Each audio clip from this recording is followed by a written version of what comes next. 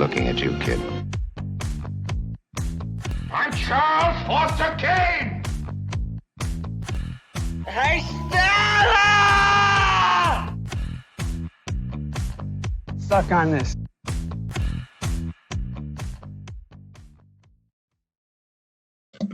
What is going on, everybody? James Hancock here. Today we're going to be celebrating the 50th anniversary of the Outlaw Josey Wales, starring and directed by Clint Eastwood. My guest today is the biggest Western enthusiast that I know, a man that I've recorded with many times, the one and only David Lambert. He's an artist, he's a history buff, and as always, it is a pleasure to get him on the channel to rant and rave about the Western genre. But with all that out of the way, Mr. Lambert, welcome back to the channel. How the hell are you, and what have you been doing with yourself? Well, thanks for having me. It's always a pleasure to talk Westerns with you. Right now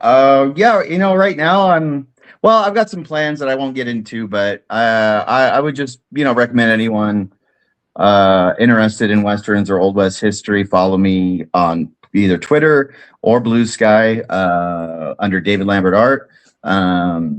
So yeah, I've got some things. I've got a few things cooking, but I can't really get too into them right now. Are we allowed to discuss the source of your many lacerations across your face as we dive into this recording? Because obviously Josey Wales at the beginning of the story gets a big old saber gash across his face, making him look mean and gnarly throughout the rest of the film. So are you cosplaying as a Civil War vet or anything like that? Yes. Yeah. I was attacked by some redlegs. It was really unfortunate. No, I was out drinking with a gal, and we were leaving the karaoke bar to the hotel, and she tripped, I think, I don't know, and tried to break her fall on me. And then all I remember is going, oh, she's tripped. Okay, let me balance this. And then the next thing I knew, I was in the middle of the street with my face down. So I slammed my head down pretty hard in the middle of the street. If I say anything stupid on this podcast, I'm going to blame it on that. I think I might on traumatic brain injury. Yeah, I think I might have been concussed. So so that's where that came from. Nothing as cool as getting into a fight or anything like that, unfortunately. just being a dumbass. You're hanging out at a bar and you heard somebody utter the wrong opinion about what are the key essential films of the 1970s within the Western genre. Because you and I don't know if you still feel this way, but in my mind, emotionally, I always think, oh, the 70s, it was such a great era for the Western. But as you do your research, you realize, it actually was a kind of a terrible era for the Western. Like, it was considered box office leprosy to make a Western in the 1970s. And Clint Eastwood has often said, well, it's a bad time for the Western, but it was a good time for me. But that's because he was the biggest movie star in the world at that time. And this movie was a box office success. I think it grossed about 10 times its budget. So it ended up doing just fine. But as you and I have gone over many times in the past, McCabe and Mrs. Miller is brilliant. Pat Garrett and Billy the Kid, the Turner preview cut is brilliant. But beyond that, the 70s are kind of slim pickings when it comes to the key essential Westerns. Yeah, it's not my favorite decade for the Western genre. There are still even, John Wayne was still kind of holding on, with the shooters and stuff like that. Yeah, I know people have kind of an idea of 70s Westerns that they usually get conflated with revisionist Westerns. And I don't really like the term revisionist Western because I feel that they're all revisionist. And I think a lot of the things that people claim that the revisionists have done were already done in the genre, even way back to the silent era, even before that, even before film. So I don't like that term, but John Wayne was still kind of making popcorn Westerns like Big Jake and other things. And they were, I think, pretty popular. 60s? Wasn't Big Jake late 60s though? I think Big Jake is in the 70s. I haven't seen it since I was in college. I just remember he kept saying, that'll be the day. Or not hardly. He's got a catchphrase that he uses over and over again in Big Jake that I can't remember what it was, but I don't remember Big Jake. I remember it, but I don't remember all the details of it. 1971. You're totally right. Came out the same year as McCabe and Mrs. Miller, but McCabe and Mrs. Miller, I think I've seen 15 or 20 times. Big Jake, I was one and done. Yeah, I think that the 70s is one of the great eras of filmmaking. And I think that a lot of the stuff that was behind these great 70s films did not lend that kind of that whole kind of 70s movement or vibe, I don't think lended itself to the Western in the best of ways. I think when it works, something like McCabe and Mrs. Miller really works. Something like Pat Garrett and Billy the Kid, for its flaws, still really works. It's my favorite Western of all time. But I also feel, I was talking about this on the Tumbleweed. What about Keoma? I actually have an episode of Tumbleweeds and TV Cowboys that I don't know when it's going to be coming out, but I recorded it with John Arminio, where we talk about Keoma nice. in depth. So did y'all sing the song? No, I don't think we did. I might have got Moose into it. Matson recorded himself singing this song one time, and I don't know if I've laughed harder in the 21st century. I mean, I was like on the floor holding my stomach, cracking up to Moose singing along. Yeah. Well, so I mean, like, oh no, did I freeze out or did you freeze out? Oh, I don't know. Are we good now? Yeah. I'll cut it out. I might insert a poster of Keoma in that point. Yeah, for a brief second we froze, but we seem to be good. Oh, okay, cool. Yeah, so I think that, so I think I've mentioned this. I've mentioned this recently, but I think my issue with a lot of the 70s Westerns, especially the ones that are the more like attempting to de-glamorize the West, is that like Dirty Billy.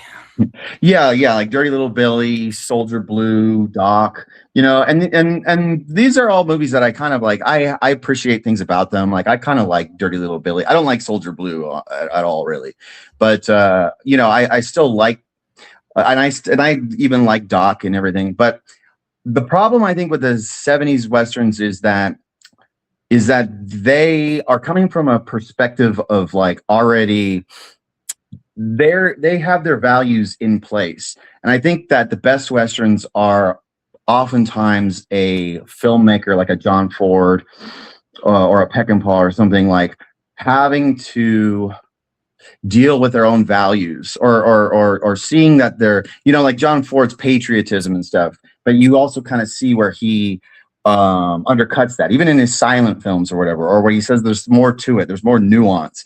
And it's always going to be more interesting to me to watch a great filmmaker or a great artist wrestle with their views, on film, as opposed to giving us a diatribe, Gotcha. And oftentimes these 70s directors are not John Ford or Peckinpah, What about like Ride the Bullet and things like that? Which one? Who's the guy directed The Professionals in the 60s? I'm blanking Oh yes, Richard Brooks. Richard Brooks. Oh, Bite the Bullet. Yeah. I saw Bite the Bullet at a theater in LA in the late 90s. It was the Sunset 5 at 10 a.m. And I remember liking it at the time, but I've never gone back and revisited.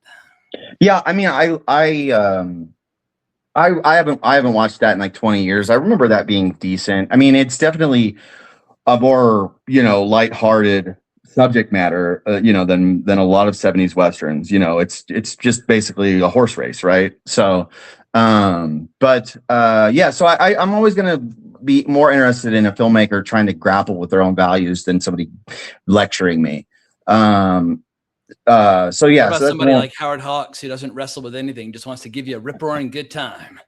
Well, I mean, that's fine, but I think that he, by the time he got to Rio Lobo, he wasn't working. I think the only thing he ever wrestled with was some of his gambling debts. So he made so many movies was to pay him up, but he loved to gamble, and loved women, loved making movies, but he mostly loved like cars and motorcycles and things like that, and kind of made movies on the side. But when I watch movies like Rio Bravo or Red River, I don't know if I'm like wrestling with any sort of internal struggle of the artist, but they are glorious entertainment. Yeah, I mean, I don't necessarily want every Western to be the artist struggling with their values, but I guess what I'm saying is when there is a, when it's a filmmaker who is imposing, I think so many 70s Westerns are imposing their values as opposed to exploring them. So when you get to something like Doc, I love the 1932 film Law and Order, which is the first quote unquote Wyatt Earp movie. But that movie is establishing this Wyatt Earp myth, but also, satirizing it and questioning it from the beginning. And that's going to be more interesting. Or something like Warlock that examines the Earp myth, this town tamer myth. And my dad loves Warlock. Yeah. And so when you get to like Doc, that is that 70s anti-authoritarian stuff and all that. And if you even look at that script, it opens up like comparing, it's like, I knew that there was bigger truth than the facts. And he's like comparing like Wyatt Earp to like American interventionalism in like Vietnam and stuff. It's like, what do but so I'm going to be more interested in a film that's like, what is this Law and Order guy? He's the hero kind of, but what is, wrestling with what this figure is, as opposed to like, okay, well, he's an authoritarian figure that we have to rebel against or something. It's just not as interesting of a portrayal of the character. So I just think that's an issue with a lot of 70s Westerns. And I think this what one... about The Hunting Party? You and I recorded about that years ago, but I can't remember what your feelings were about The Hunting Party, apart from it obviously just being really grim and violent. I don't like it. I actually talked to our episode, the Bastard Sons of Sam Peckinpah. I talked about it also on Tumbleweeds and TV Cowboys, where we did an episode about Westerns based on episodes of television, and The Hunting Party, as we talked about, is based on an old episode of The Big Valley. And that one I don't like. That one is just a slog. There's no humor in it, and it doesn't make a whole lot of sense, and it's kind of boring, and it's just a nasty movie that I don't think has anything on its mind outside of like trying to revel in like filthiness and stuff, which I like to revel in filthiness, of course, but it doesn't have anything beyond that, and it's not entertaining. Yeah, if you revel in filthiness, it can be a glorious good time for 2 or 3 hours.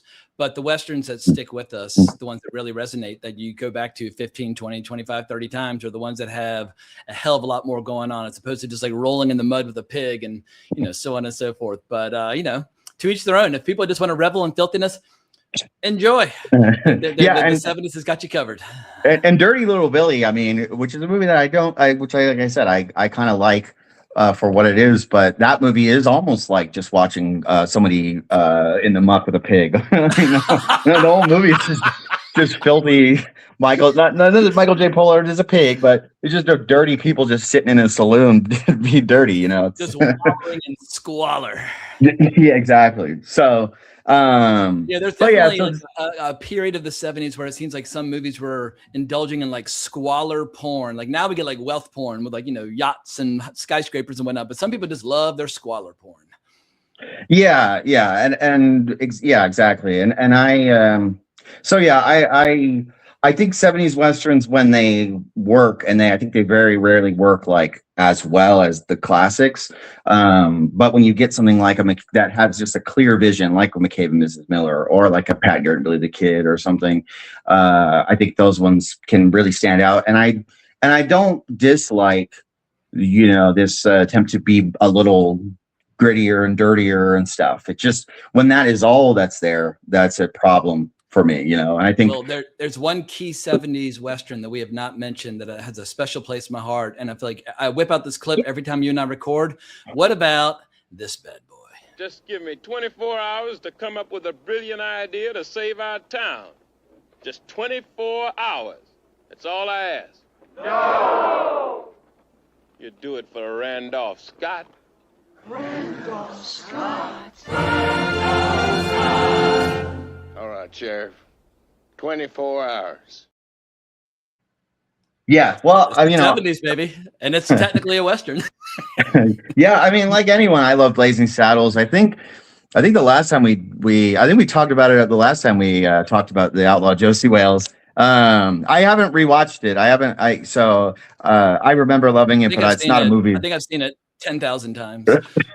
Yeah, it's not one I put on all the time. Mel Brooks just turned 100 like 2 days ago, which is just fucking astonishing that I hope he lives to be 1,000. But Mel Brooks, 100 years old, still making people laugh, or at least trying to make people laugh. Whether he's successful or not remains to be seen. But I can't even speak. Blazing Saddles occupies a very special place in my heart. Yeah, it's one of those movies that you'll sometimes see people be like, it killed the Western. People couldn't make Westerns after because it had so eviscerated the genre or something. And it's like, that's nonsense. I mean, the Western has been making fun of itself forever. You know, it's like I mean? saying it's like saying Airplane killed the disaster movies. Like, well, they made 1,000 disaster movies after Airplane. So what are you talking about? Yeah, and also like the type of Western that I think Blazing Saddles is lampooning is a type of Western that had gone away by that point, essentially. So it's not even like it was lampooning the Westerns that were coming out at the time. So anyway, but you know, of course I love Blazing Saddles. I just it's not something I revisit often. I don't revisit a ton of comedy Westerns, even though I have a few that I really love. Yeah, like New Django. Well, before we go any further, since you and I last recorded, we sadly lost a mutual friend, our pal Tony Stella, and you and I have been talking about doing an episode about this box set. But because we are talking about Clint Eastwood today, I did want to give Tony a shout out in this box set, this Blu-rays of this collection of Blu-rays for the Dollars trilogy. And as I was digging through it earlier today, I'd seen it like in a picture, but I'd kind of forgotten, tucked away inside the package are all these Tony Stella posters that are the Tony Stella poster on one side and the original poster on the other. And I just feel like Tony did a lot of fine work in his short time on this planet, but I can't think of a project that he would be more proud of than being affiliated with this. Like basically, it's going to be like the box set for all time until the end of time. If you want to study the Dollars trilogy, this is where we start. But I just wanted to raise our proverbial glass to the memory of Tony. And some of my favorite memories of Tony were anytime you and I talked about Westerns, he would get so excited. I would post a link and I'd send him a DM. Hey, I just had David Lambert on. We were talking about, you know, The Gunfighter. And he'd be like, oh, and he'd give us all this great social media support. And nothing made me happier than seeing Tony get excited, because Tony, in the best possible way, could be a little curmudgeonly. If that's even a word. He could be a bit of a curmudgeon when it comes to contemporary movies, and justifiably so. A lot of them completely suck ass. But anytime he got so excited, it just filled me with joy. And so it was just a pleasure getting to make him happy with our episodes over the years, and also getting the two of you together, at least on one episode about Once Upon a Time in the West. I wish I had fought harder to reunite the two of you on more occasions than that. But at least we got that one episode where we brought the two of you together. Yeah, I mean, like anyone, I was devastated by Tony's passing, and he was just I mean, you know, I do art, but like he was just, just amazing. He was I put him up there with, you know, Amsel, Struzen, you know, all the great poster guys. He felt like the last holdout, you know, of classical posters, and it was and how it always was amazing to me, not only the quality of his work and everything, but just like the breadth of his knowledge of all film. You know what I mean? Like he could talk about Westerns with me in depth, you know, and you guys have that great episode where you guys talk about all the spaghetti Westerns that were not directed by Sergio Leone, which is just amazing. Everyone should listen to that. And then to know that he just had it, I'm like, I would see how many paintings and how prolific he was, and I'd be like, I haven't even seen this many movies, you know what I mean? Let alone all these, you know, all these are just amazing pieces of art. So, and that was just an honor to talk to him and on that episode, and so yeah, it's a great loss. He was one of the greats. It's really, yeah, he was. As I keep telling people, losing him as an artist was a tragedy, but losing his knowledge as a film historian is, for me, the even greater tragedy, because anybody can go on IMDb and regurgitate a few talking points, or go on Wikipedia and regurgitate a few talking points and that sort of thing. Tony, you could turn on the microphone and say, hey, talk to me about Federico Fellini for 3 hours uninterrupted without checking your notes. And boom, it would just come pouring out of him. The loss of that knowledge and that expertise and that passion, it's just irreplaceable. He was one of a kind. And if he had not had any talent as an artist at all, he would have put every YouTube commentator out of business, just ranting and raving about film history. He was, if our circle of friends, if we wanted to compare it to like the Knights of the Round Table, he was like our Lancelot. He was the best of us. And when I heard that he had passed away from Midnight Marauder, who worked with him frequently in posters, I've dealt with death throughout my life, death of siblings, death of parents, death of grandparents. death of people I knew in high school and college. But when I heard that Tony passed away, I just went over to my sofa and just sat down and just kind of my head went down, and it didn't come up for like 12 hours. It just fucking destroyed me. And I just, he was the person that I always was trying to like seek his approval most often, whether it was with a review or something I was posting or whatever. And so just moving forward, I'm just going to try to create videos and podcasts or documentaries or whatever the case may be, whatever I'm involved in, just try to work in a way and move forward in a way, creating stuff that I think on some level he might be proud of. And I feel like that's the, for me, that's his lasting legacy. I'm just going to try to create work in a way where I think there's a chance he might be proud. Yeah, and this almost sounds like a made up story, but when you were the one that broke the news to me, I was actually out to eat with the gal who fell on me and fucked my face up, actually. But we were there, and I think I was looking through movie times and stuff, and I was showing her. I was like, "Oh yeah, this is a friend of mine. He had done like the poster for that RZA movie. I can't remember what it's called or whatever, but I was just looking at movie showtimes and I saw his poster on there, and I was telling her about him. I'm like, yeah, this guy's a great artist and everything. And it was like 15 minutes later, you gave me this news. So, I mean, yeah, just devastating. And like you said, he could maybe to some people could come off like as I don't want to say curmudgeon, but he was very passionate and vocal. And there's nothing wrong with being critical. He was critical. Yeah, well, you got to be, and that was the thing, that was just, I love that about him too, because like I said, like he felt like the last guy who was out there fighting. So you know what I mean. So him having these like very hard line opinions and things, like he had to have those because he was like the one guy. I don't want to say he's the one guy. I don't want to one of the few that would take a paintbrush and put it to canvas and paint something, and then of course he would scan the individual images and then he could composite them. But his work always started with like something physical and raw. And when he saw the embrace of digital, and then we saw the embrace of AI, I think it just about broke his fucking heart. But at the same time, there he was leading the charge.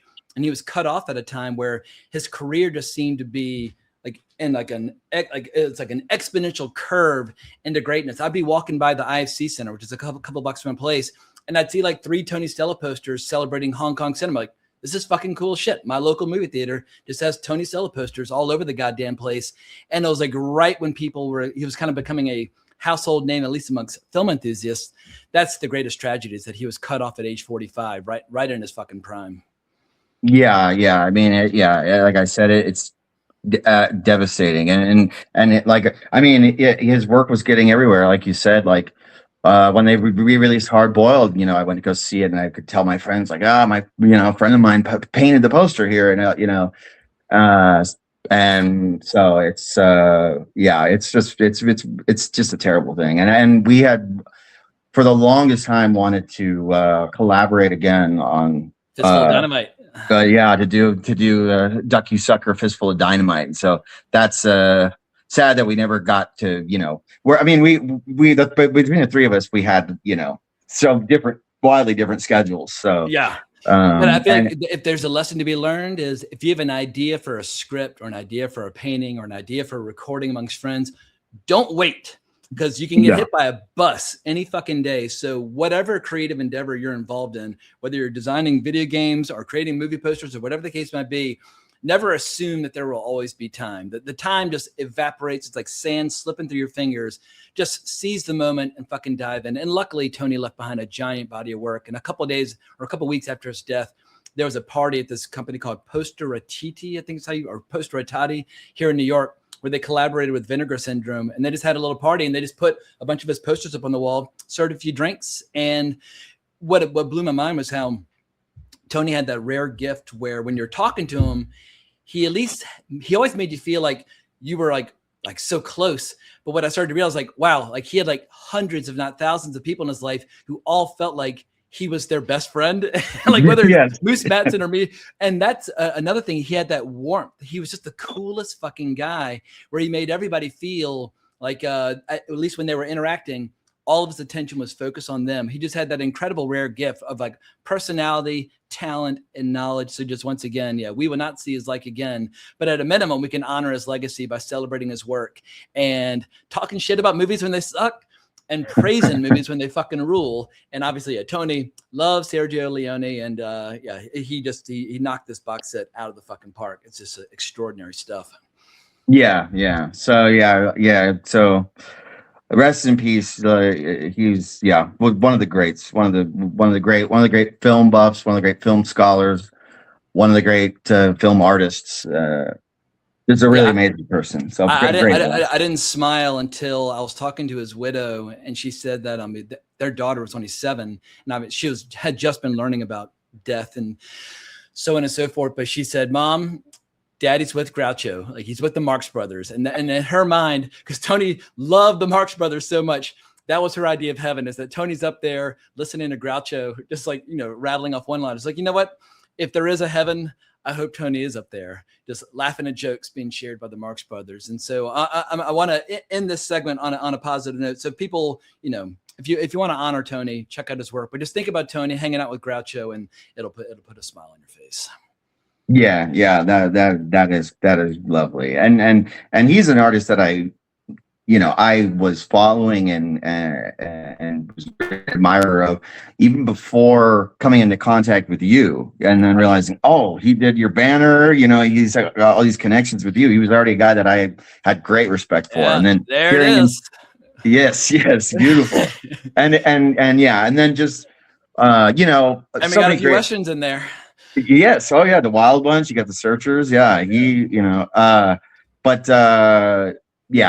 just, and everyone should go back to the Wrong Rail back catalog, the Fellini episode, the Ninja episode, the Spaghetti Western episode, of course, and so many more. Like, he's just, it was. Yeah. I got very lucky to get to know him right before he popped, and as he kept getting more and more popular, it was tougher and tougher to book him as a guest for obvious reasons. And our final recording was with The Man Who Would Be King this past December. But early on, I guess I first recorded with him in 2017, I believe. And then he did this poster shortly thereafter. And so, I commissioned a poster from him for like the Hobo with the High Kick and things like that. So I was lucky enough to work with him on a few occasions. But other times he would just give me art for YouTube thumbnails. I'm like, I'll give you $1,000. He's like, no, just take it. He was he just had an incredible generosity of spirit. But if we don't switch gears, we're going to run the rest of turning this totally into a Tony Stella episode. But Tony, we miss you. We love you. And from here on out, for the rest of the episode, we're going to try to do an episode that you would enjoy. Take a break from hanging out with Groucho and listen to our YouTube recording, ranting and raving about this topic. Because David and I, this is not our first rodeo when it comes to the Outlaw Josey Wales. Back on Wrong Reel 649, we did a recording about it in honor of Clint Eastwood's birthday at the time. And I tested a bunch of clips earlier, and sometimes I overindulge in the clips, as David will be the first to tell you. You'll be pleased to know YouTube rejected nearly every single clip from the movie. The only clips they didn't reject were the trailer and some behind the scenes clips. So before we get into the Outlaw Josey Wales and start unpacking it, just to get this conversation going, I'm going to play the 2-minute trailer in full, and then we can start talking about the source material, the behind the scenes, the screenplay adaptation, our favorite bits, our least favorite bits, etc. and so forth. But here is the trailer right now.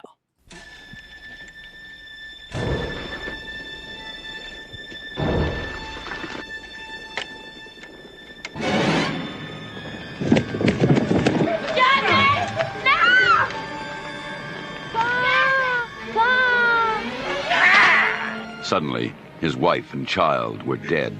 The feud was about to begin. Hound this Wales to kingdom come. Because of what you did here today, I've got to kill that man. Well, he'll have to run for it now. And hell is where he's headed. Clint Eastwood is the Outlaw Josey Wales. Well, not a hard man to track. Leaves dead men wherever he goes. Get out of the way, woman! If I get to liking someone, they ain't around long. I notice when you get to disliking someone, they ain't around for long either. Well, the one that everyone's so scared of, Al. Yeah. We got the Josey Wales, Abe. We got reward money coming. You're wanted, Wales. You a bounty hunter?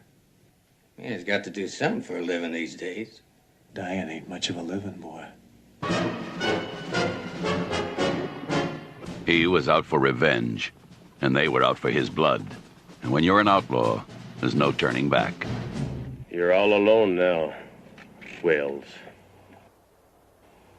Not quite alone.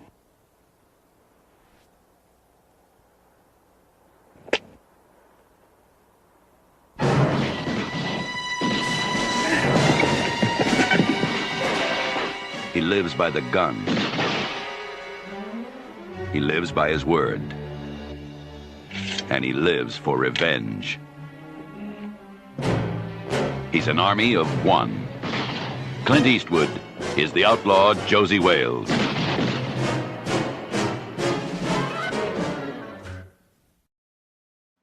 All righty. Well, my favorite part of, or favorite ingredient to recording with David Lambert is that I don't really have to have a whole bunch of talking points prepared because David usually has this covered. So I'm going to put the ball in your court. Where would you like to start with the history, the kind of the backdrop, the source material, the screenplay? You pick the starting point, and we'll just we'll dive right in. Yeah. I mean, I think we should. I think we'll get into the sort like a little bit of the source material, maybe more so when we actually are talking about the film itself in comparison. But I think maybe just the history of the author, because he's a kind of an interesting fellow. He's an unusual character, to put it mildly. So lay it on us.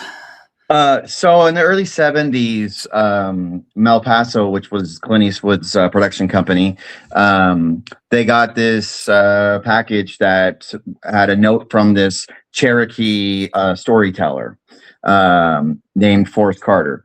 And it came with this novel, which was called The Rebel Outlaw Josey Wales. Later, the book was retitled like Gone to Texas and stuff. But anyway, so it had this note saying, you know, Clint, I think you'd be great for this role. I love I think you have gentle eyes, something like that. Something a very funny thing. And Bob Daly, who worked at Mel Paso, he got this package. He's like, oh, Cherokee storyteller. That's interesting. And then also, who the hell would describe Clint Eastwood's eyes as gentle? So he was automatically kind of intrigued. His eyes are flinty. What was that? I said his eyes are flinty. Oh, yes, flinty. So he was like, well, you know what? I'll read 20 pages or whatever. And like, that was not, like production companies do not take open submissions. They don't want to get sued down the road, or whatever. But so this was just kind of like a fluke. The Bob Daly's like, I'll just check it out. You read 20 pages, couldn't put it down, stayed up all night reading it, called, I think, Clint Eastwood that night. You got to read this. Sent it to Clint Eastwood. He loved it too. So they said, we got to get this Forrest, they optioned it and everything. We got to get this Forrest Carter guy out here. We want to make this film. So Forrest Carter, they don't hear anything from him. I think at one point he calls them up and goes, hey, I'm in your neck of the woods. And he was in Texas, which Mel Paso's offices are not in Texas. They're in Southern California. So they're like, well, come fly out and everything. He misses the flight because he got hammered and got locked up. So then his girlfriend fell on him. yeah, exactly. A likely story. And then so he but eventually he comes out he flies out to LA, and they don't see him for days and days and days. He keeps getting drunk and just, not showing up. So finally, on like the last day when he's about to go back, he shows up to the Mel Paso offices drunk, and he's like, hey guys, I'll stop wasting your time. I'll get out of here. And Bob Daly's like, what are you talking about? We haven't talked about anything. Like, we should at least go to dinner or something. So they're like, okay. So a couple, I think there was I think two ladies from El Paso who worked there, and then a guy. They tried to take him out. He was so drunk he almost got arrested because he started just peeing on the ground, on the floor in some fancy lounge somewhere. And then they go out to dinner, and then he pulls a knife and says to one of the ladies, he says, if you don't marry me right now, I'm going to kill you and myself. So people are like, "Who? This guy's kind of a nut," And so he finally goes back, and they're probably, you know, excited that we don't have to deal with this nut anymore. So anyway, so you know, they make the film, etc., and it's a big hit and all that. But around that time, a New York Times article comes out saying this Forrest Carter character, he's very similar to this other guy named Asa Earl Carter. They would not go on the record because they didn't want to get sued. So it was more so like these guys seem similar, but they wouldn't actually go on the record. But Asa Earl Carter, who and it was right, Forrest Carter was actually Asa Earl Carter. Asa Earl Carter was a virulent racist, a member of the Ku Klux Klan, a nut job. He was from Alabama. He was not Cherokee at all. He had no native blood in him. And I think you know, his book, the novel, which we'll get into a little bit, is not a great piece of writing. It's pulpy, it's entertaining, it has some interesting elements to it. It's not great, and I think a lot of times people looking at it, they're like, you know, oh, a Cherokee storyteller wrote it. So I think there's a lot of leeway. Only sold like a couple hundred copies when it was submitted as a manuscript to Malpaso. I think like the book had very limited circulation at that time. Yeah, it was. Yeah, it had made no dent in, you know, it was not anything close to a bestseller, like you're saying. It was. I don't think it was like self-published, but it was not like a big thing, and really. It wasn't Lonesome Dove or The Shootist or some badass classic. Yeah, exactly. And so, and I think that, you know, Clint Eastwood buying it or optioning it and everything, you know, made it, helped his career along. So he got super racist in World War II, joining the Navy, and he came out like a virulent racist. And he was a member of the Ku Klux Klan, and he was a member of this fringe group of the Ku Klux Klan, which was called, I think, the original Ku Klux Klan of the Confederacy. And these guys were like a more militant version of the KKK.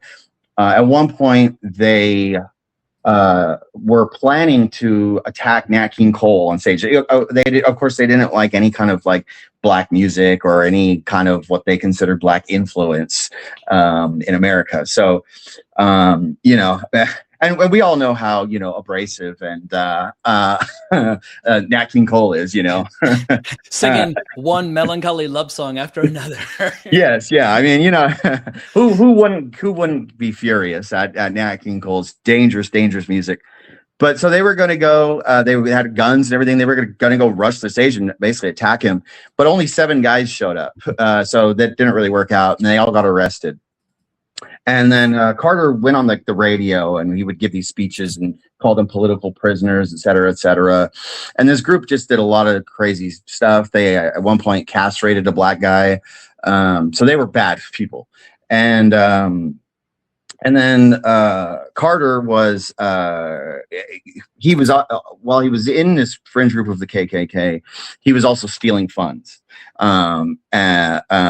And so the other members of this group went to confront him about it. And so he did what every rational person would do. He pulls out a .44 and starts shooting. So he didn't kill anybody, but he injured someone, I believe, and was arrested for attempted murder. But none of the other Klan members would testify against him. So, you know, didn't really go anywhere.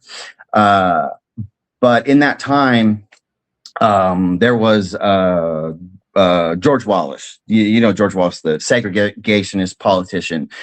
Early in George Wallace's career, he was actually backed by the NAACP because he was pro-integration, but he lost that election and was like, I'll never let that happen again. So he became like the famous, you know, super segregationist, hardline guy in that regard.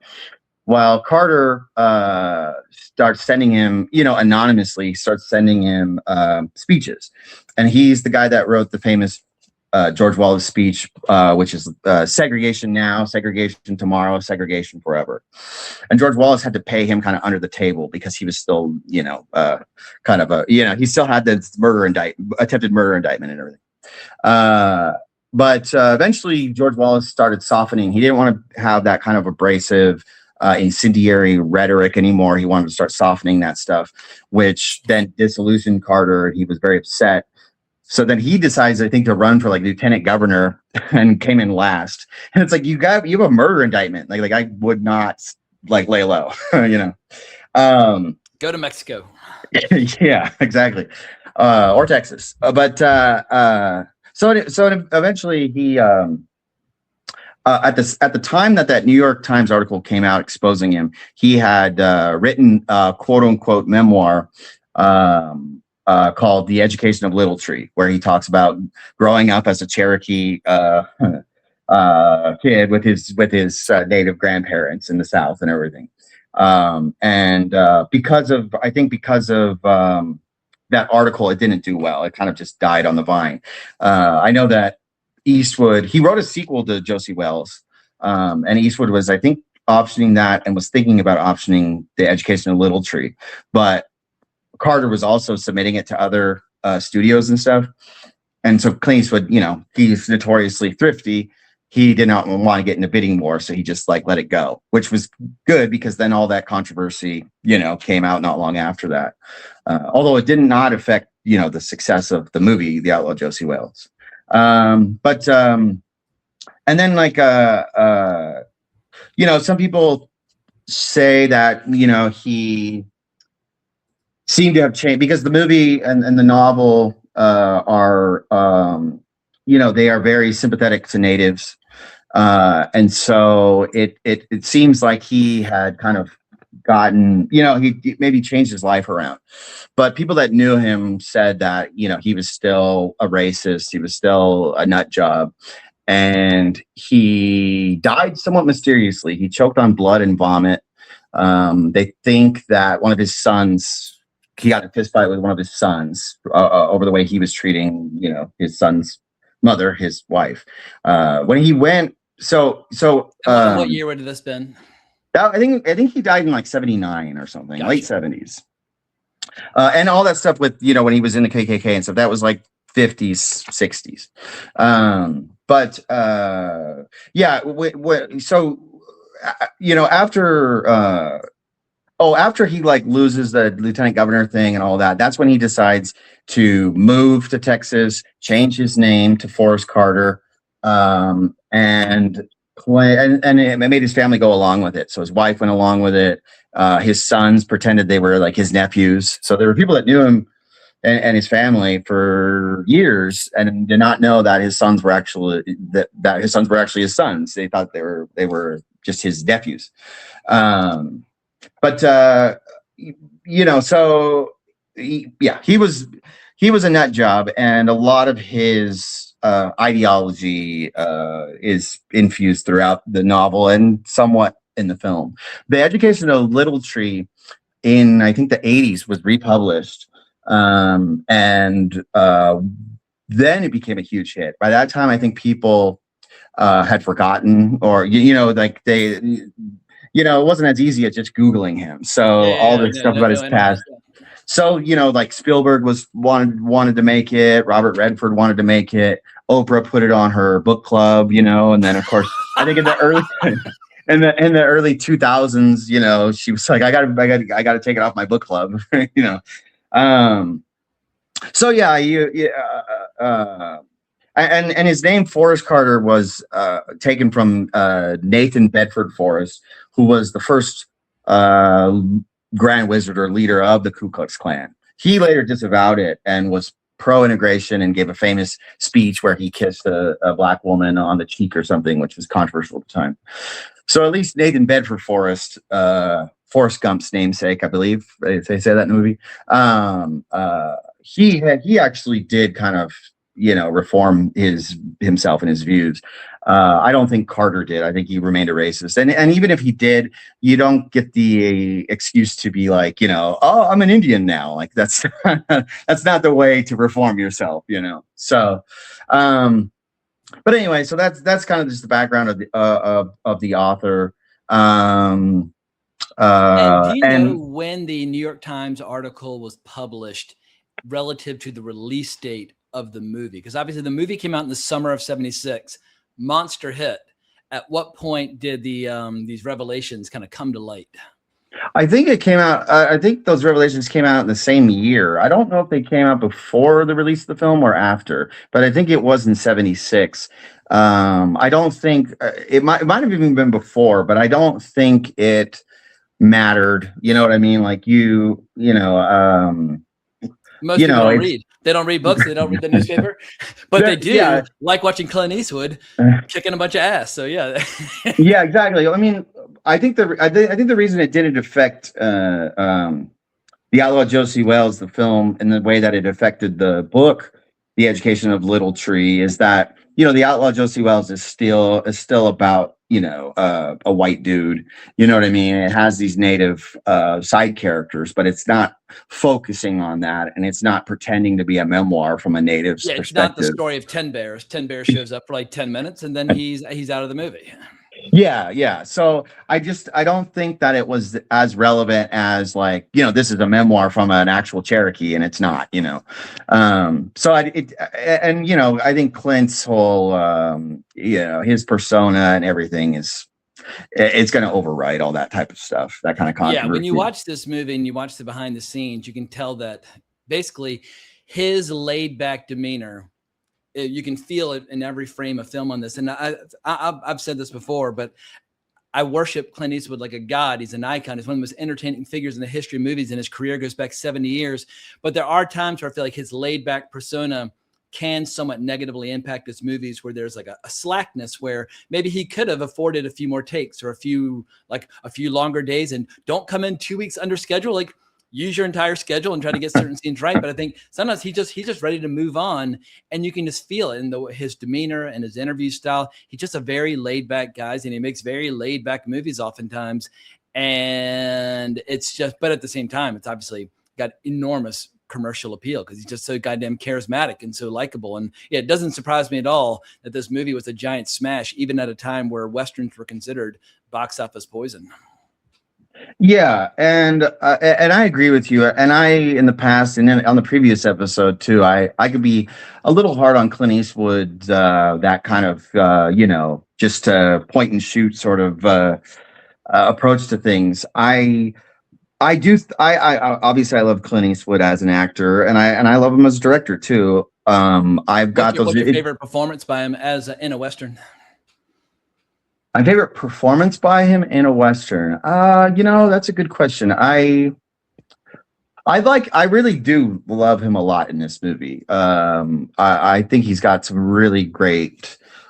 I think he plays with his persona really well. He widens his persona a little bit. He's adding a little more nuance. A little more shades to his character. So I do really like him a lot in this movie. When the crying scene, I think I was hard on it in the last episode. It's not, it's maybe not as bad as I was making it out to be. That one is not maybe the most convincing piece of acting from him. He's not an actor that you necessarily want to see crying. And he's not, he doesn't he doesn't put his heart into, that aspect. So this one is up there. Unforgiven, of course, he's great in that. I love him. I love him in the Dollars trilogy. Those are my favorites of his movies that he's just in, period. And I think Leone really, I think is responsible, I think for the most part, honestly, in really showing Clint Eastwood what his persona should be, Yeah. And it's funny, Leone has such a grand operatic style where, whether you're talking about Fistful of Dynamite or Once Upon a Time in the West or The Good, the Bad, and the Ugly, he would go through enormous effort to stage these just operatic scenes that are just pure, raw visual storytelling. Whereas Clint's well, let's just, kind of turn the camera on and kind of see what happens. All right, here's a little taste of Clint Eastwood, his directing style. There are 2 documentaries out there about the making of. One's about 8 minutes, one's about 30 minutes. And the 30-minute one's actually narrated by John Milius, and I think it's called Hell Hath No Fury. But here's just a little taste of what Clint is like on the set. Open the door, okay? When you hear Chief, Eastwood makes his points clear and concise as director. Fire a shot, Chief. Say no, we're gonna show those pale faces something. No offense. He was hanging right there. No offense meant to Granny back here. No offense meant. She goes, I'm taking, and she goes over here and starts shooting all you. And obviously, as an actor, he knows how to talk to actors and knows how to keep them relaxed and chill and get the best performances out of them. But every second of that 30-minute doc, it's like he might be the most laid-back director that I've ever seen. He's not like, you think of like old school directors wearing like crazy boots and like a riding crop and like a monocle and screaming at people and people are dying and like, they're just like, it's like pure bedlam. Clint's just like, yeah, man, just like you do this thing, you do this thing. And yeah, all right, let's shoot it. All right, we got it. Let's move on. He's very chill, which is, it comes across on the screen. It's a very relaxing movie to watch. And I've seen it now many times. And every time it's just a relaxing good time. Yeah. I mean, and I've always respected that about Clint Eastwood, that sort of like no nonsense efficiency. I mean, on the like a budgetary end, that doesn't matter to me. I know like people like to tell the stories like he came in under budget and everything. It's like, well, if the movie ticket's not cheaper, I don't care. Like it matters what's on the screen. Those are fun stories to tell on a podcast, and we'll probably tell a few. But that doesn't like elevate the film. But you still can see the efficiency. He doesn't complicate things, and I think that for the most part that works for him. If he gets a solid script, he's not going to change a lot of it. He's not going to, you know what I mean? He likes to find a good script and shoot it. Exactly, and not necessarily go like, what is every angle that I'm going for in this? Like, he's just like, you shoot it. We all know our jobs. You know your character. let's get it done. And talk about his short days, but think about how tiring it is. You're starring in the movie, you're directing the movie, you're producing the movie, you're shooting while the sun is up. But when the sun goes down, his day doesn't end. He's watching dailies and he's having meetings. Like, I think sometimes people overstate the simplicity of his set or like how easy it was to shoot his movies, because all the actors in these behind the scenes, like, yeah, these are like Bill McKinney, who's only in the movie for like 20 minutes. Like it's hard, grueling work. And so I think Clint just knew how to pace himself. If you have to act and direct and basically help supervise the post-production all day, every day for like many weeks in a row, that'll grind you down to a fine powder unless you know how to pace yourself. Yeah, he's what was I gonna say? I totally lost my train of thought. But that kind of efficiency, and he has. I appreciated his directing more this time around on this rewatch. Just like the simple. What jumped out at you? I mean, just the simple but effective sort of setups. That he doesn't have. It's very unfussy, and I think in a lot of ways it does remind me somewhat of John Ford's work, in the sense that like when Ford would shoot something, he would not shoot for the edit. He would be editing in camera essentially. Yeah. And, the difference is that, Clint Eastwood does not have John Ford's eye. Like he still is like, we have Surtees. Which is it Bruce Surtees? Because there's another Surtees I believe it's Bruce Surtees on Outlaw Josey Wales, but I will double check. Yeah, there's another. I don't know if it's his father. I can't remember now. But there's another famous cinematographer named with the last name Surtees. But this one's Bruce on this. Okay, cool. Because I can't remember the other guy's first name, so we'll go with Bruce. But he shoots it really beautifully. I know that they shot it in the fall. Clint Eastwood said like that's the best time to shoot a Western. You get this. You get those very white skies. You don't get like this overhead light. You can light it a lot easier. It has a better mood. It's colorful. It's rich. It's got texture. I mean, obviously, it doesn't really matter when you're shooting in the desert, as they do in this and a few scenes. But the scenes they shot in the fall are gorgeous to behold, and it looks fucking fantastic. The cinematography is aged incredibly well. Yeah. So. I think that stuff really works well. And I think his handling of tone and and balancing all these characters and stuff, I think is great. He does a great job. I think where he falters and is when he's attempting to do like a big set piece, but he's not. He's shooting it the same way he shoot everything else, and we can probably get into that later. But he makes clunky choices sometimes, not only in this film, but I think in almost all of his films. There's always something in the corner that I'm like, okay, whether it's the famous one everyone talks about, the baby and American Sniper, but I think throughout his career he's got these little clunky things. He famously he has that famous phrase where he says, like, if you have a shot and it's not working of a bridge, he says there are filmmakers out there that'll try to move the bridge. He says other filmmakers try to move the camera. He's a move the camera guy. If something's not working, he's like, all right, what's the shortcut? Let's just get it done and move on. And sometimes that works and sometimes that does not. But he's definitely not one of those guys that's going to torture himself for days trying to get the perfect shot. Yeah, exactly. And whereas Philip Kaufman, the first director in this movie, probably had more inclinations on that front, where he was willing to torture himself for a couple of days in order to get the perfect shot or find the perfect sand dune for the perfect moment that he had in mind. Yeah. So should we jump into Philip Kaufman a little bit? Yeah, here? let's talk about the script. Okay. You sent me the script ahead of time, and I read a bits and pieces. As I was telling you before we started recording, I have a pathological aversion to reading screenplays because for years I was a reader at Phoenix Pictures for Mike Medavoy, which meant every day I'd wake up, I'd read a couple of shitty scripts, and I'd write a little synopsis, and I'd write my little review. And I've got the movie making equivalent of post-traumatic stress, where someone's like, "Hey, can you read my script and give me notes?" I'm like, "No," and I might end our friendship if you ever ask me again. Like, I will not read any more screenplays because I've read thousands of terrible screenplays. I love books. I love comics. I love to read. I just cannot read scripts. But I knew in advance that Clint likes to find good material and basically not fuck with it and shoot as is. So I read the intro, I read the outro, and I kind of jumped around, and everything that I read and this was the Philip Kaufman draft, you can tell that Clint was trying to shoot the script as written, even when it comes to like montage suggestions early on when he's describing Clint on the on his homestead with his family, and like the cutaways and the moments, you can tell he was actually trying to include in his shot list some of these little recommendations when it comes to montage. So I think even if he and Philip Kaufman had their issues while shooting the movie for a variety of reasons, I do think he at least tried to do the best job that he could with the screenplay as written. Yeah.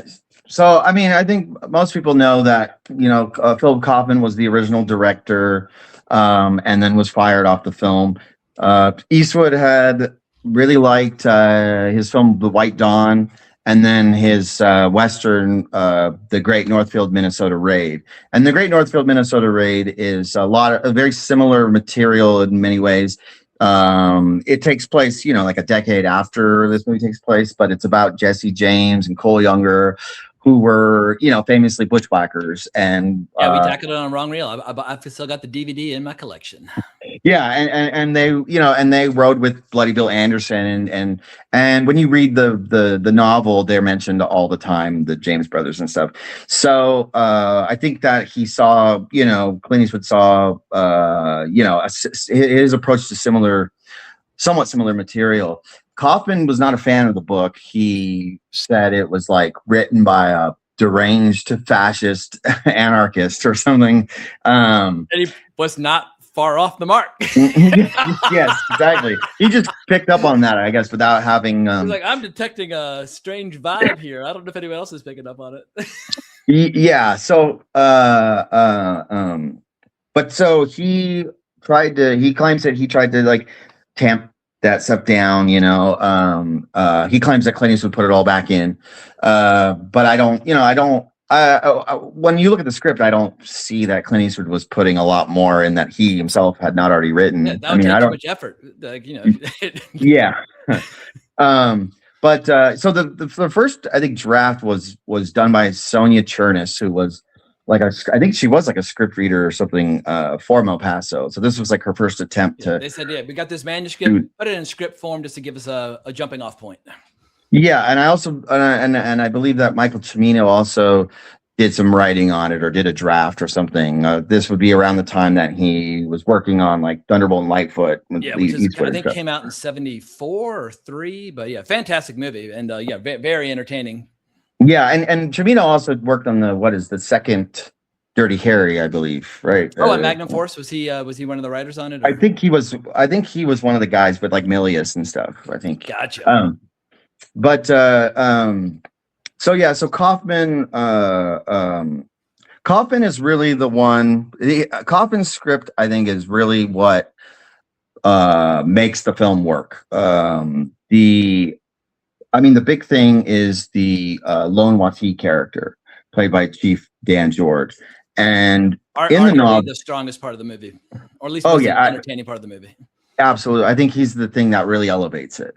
Yeah. And the character is in the novel, but they don't specify, but he seems to be about the same age as Josey Wales. Not only that, but he fought alongside Josey Wales during the war in the novel.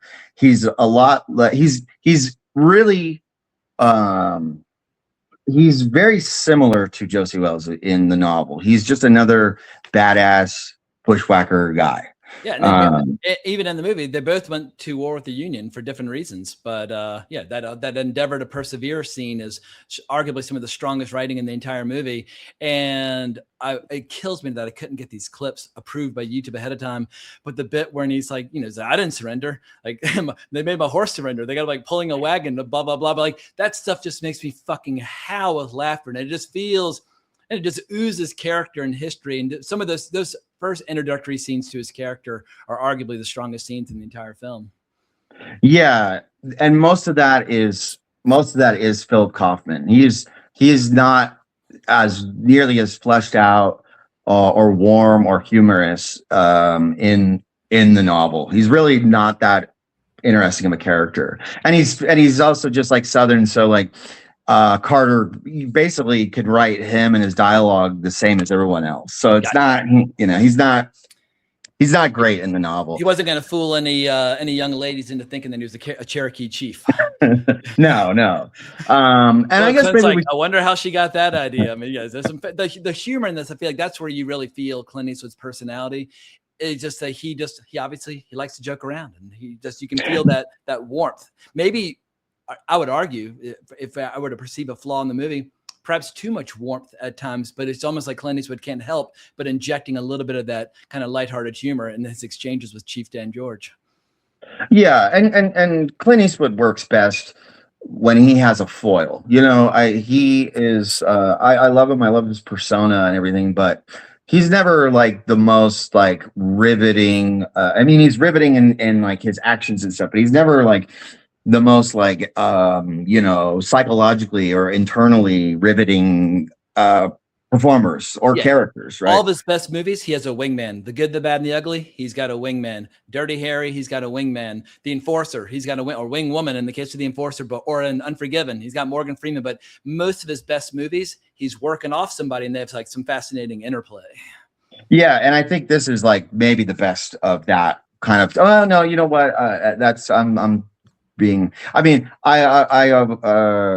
obviously Tuco and The Good, the Bad, and the Ugly is like way up there. I guess they're pretty close for me as Clint Eastwood, the best of the Clint Eastwood foils, at least in his westerns. And I guess we can just get in this real quick, just some of the historical background. That's why you're here. You bring that to the table in ways that other people just are unable to do so. So one of the things is, I think a lot of people that don't really know American history or 19th century history or Civil War history, I think we're somewhat confused. Like, how did this segregationist, racist piece of shit write such a, I wouldn't say it's the most nuanced thing, but at the time, these nuanced portrayals of Native characters, sympathetic portrayals. And the thing is, if you know anything about, like post Civil War, like lost cause ideology. And lost cause ideology is, it takes a sympathetic view of the Confederacy. It's the one where it's like, it was about states' rights, the right to do what, it's the one that tries to see the slaves weren't treated that bad. They soft pedal things. And they also, portray themselves as this, a marginalized, oppressed community. The Southern. It's a very romantic depiction of the South. Yes, and that stuff is, and they were very successful in pushing that, and that's been a thing in pop culture, in movies for the longest time. So what people need to understand is about the 19th century and natives and all that is that, before the Europeans came, there were tribes that would, they would kidnap other people from tribes and use them as, breeding slaves or slaves in other capacities, right? So they had their own system of slavery, a lot of the tribes did. And then the Europeans come over with their own brand of slavery. And so a lot of natives just adopted that. And so, for example, with the Trail of Tears, where all these tribes had to relocate to, Oklahoma, quote unquote, Indian territory. George brings up in the flick. Yes, the civilized tribes, right, as they call them. That was a very terrible, arduous thing. But what doesn't oftentimes get reported is that, also their slaves, their black slaves also had to make that trek, and sometimes even in worse conditions, like without shoes and other things. So when these natives were given Indian land, a lot of them were given, a big parcels of land, and they would practice slavery, and a lot of them flourished doing that. And so we're gonna free the slaves. A lot of natives were like, well, one, the federal government, the Union, had never kept any kind of promises to them, so they were already skeptical. And then for a lot of them, they are now, that they're now flourishing with this system, which is not a good one. Obviously, slavery is not good, but they're like, now you're going to take this away from us, so they didn't have sympathy for the Union. And so amongst the quote unquote civilized tribes, the ones that did fight in the Civil War, almost unanimously fought on the side of the Confederacy. And there was the only native general in the Civil War on either side was Stand Watie, and he was a native, and he was the last general to surrender. And it's specified, the movie might mention it, but I think they mention his name in that, but it is specified in the book that Lone Watie is a cousin or something of Stand Watie. So for a lot of these Confederate guys, lost causers and stuff, they would venerate the natives. They would try to act like there was like a solidarity, you know what I mean? For like an uneducated liberal or something who doesn't, study history or parse through all of that. It was easy, I think, for a lot of white Southerners to glom onto the oppression of the natives and be like, we're in the same boat, I mean, even in the film, you have like where Josey Wales tells for the bushwhackers and whatnot. Yeah, well, where Josey Wales tells Lone Watie, like, looks like we can't trust the white man or something, so that's just so Carter portraying natives in this way and all that is not a great leap. A lot of those Confederates or lost causers would claim that they had some Indian blood in them. It would have to be on the grandma's side. You know what I mean? They don't, or no, it would have to be on the it would have to be on the grandma's side. Yeah, because they didn't want their white grandma fucking an Indian, but if their white grandpa fucked an Indian, that's okay. So and you'll see that throughout the book, especially that this kind of trying to trying to align the plight of the native with the plight of the oppressed white Southerner during Reconstruction and all that. So that's just one of the things you remember. Like the movie, it's not a step forward in the portrayal of natives. Little Big Man, which has Chief Dan George. I don't love the movie. I love the novel, but that one had a similar kind of portrayal of natives, that it was not, it was not obviously it wasn't just like portraying them as savages, but it was also not like the noble savage myth, the kind of pseudo hippie thing that a lot of people want to portray natives as, which, takes away their, autonomy and everything, whatever. But, that is, I got lost. No worries. Well, so cut there. Is it with Philip Kaufman with the screenplay adaptation? Is that where we see Little Moonlight and 10 Bears and Chief Dan George's character? I'm blanking on his actual name.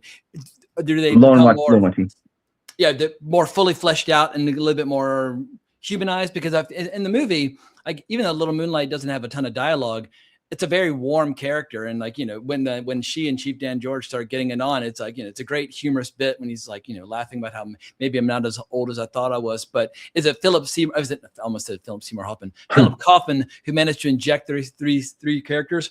Or is it more of the actors? Because obviously, like, Will Sampson, like, he just is fucking incredible. Obviously, he has a much bigger role in One Flew Over the Cuckoo's Nest, which came out the previous year. But I just feel like all three of these actors did a marvelous job, and they all clearly loved working with Clint and have some very warm things to say about him in the behind the scenes footage.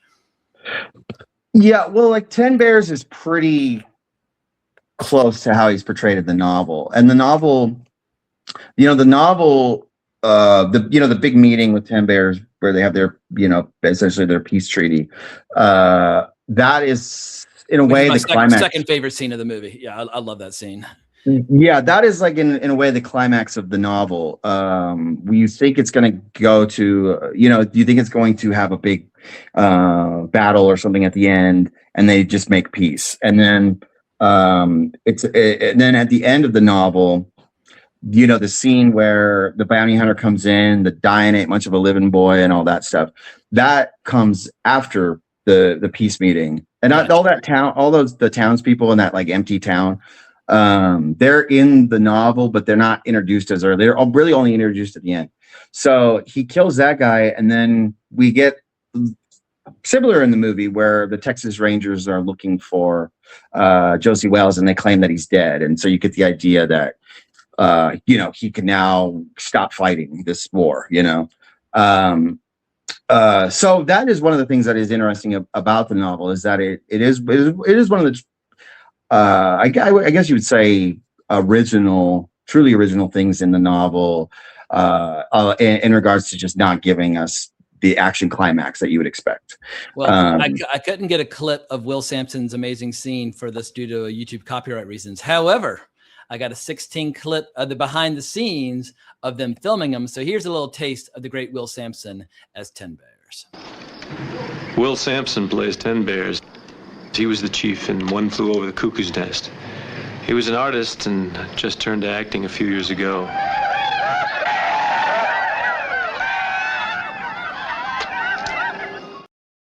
So that's all I could get by the powers that be at YouTube. But it's a bone-chilling performance, and I don't know how many times that scene just keeps coming up in other podcasts all the time. People talking about Clint Eastwood's career and that sort of thing.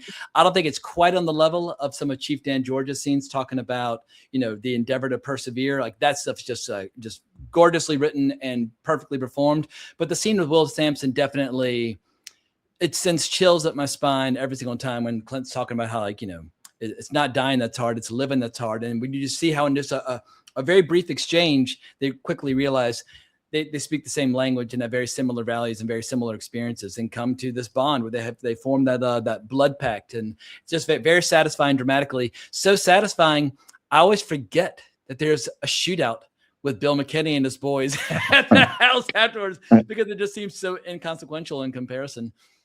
Yeah, and we'll get into that wraparound story. But that whole scene is almost verbatim from the novel, the 10 Bears meeting, and that is where you can see Carter's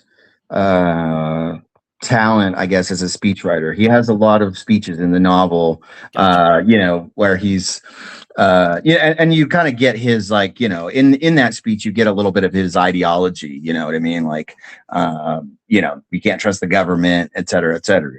The paper can contain the iron and all that great stuff. It's some fantastic dialogue. Yeah, and Carter did have talent in that, and I was pretty hard on the novel when we recorded years ago about this. I still don't think it's good. But it's maybe it's not as I might have portrayed it as a lot worse than it is. It's competent. It's pulpy. It has a lot of not the best writing in it. It's a lot of stuff like his twin 44s belched forth smoke. That kind of like overwritten. Louis L'Amour. Yeah, that kind of Zane stuff. Grey. It very much feels. Yeah, it very much, I think, feels like sub par, like Louis L'Amour kind of thing.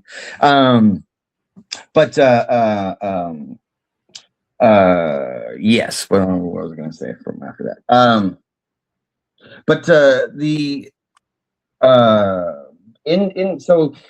So Philip Kaufman, of course, he's trying to change all that stuff. And one of the things that I don't know if it was him who added this or if this was Cimino or Chernoff or one of the other writers.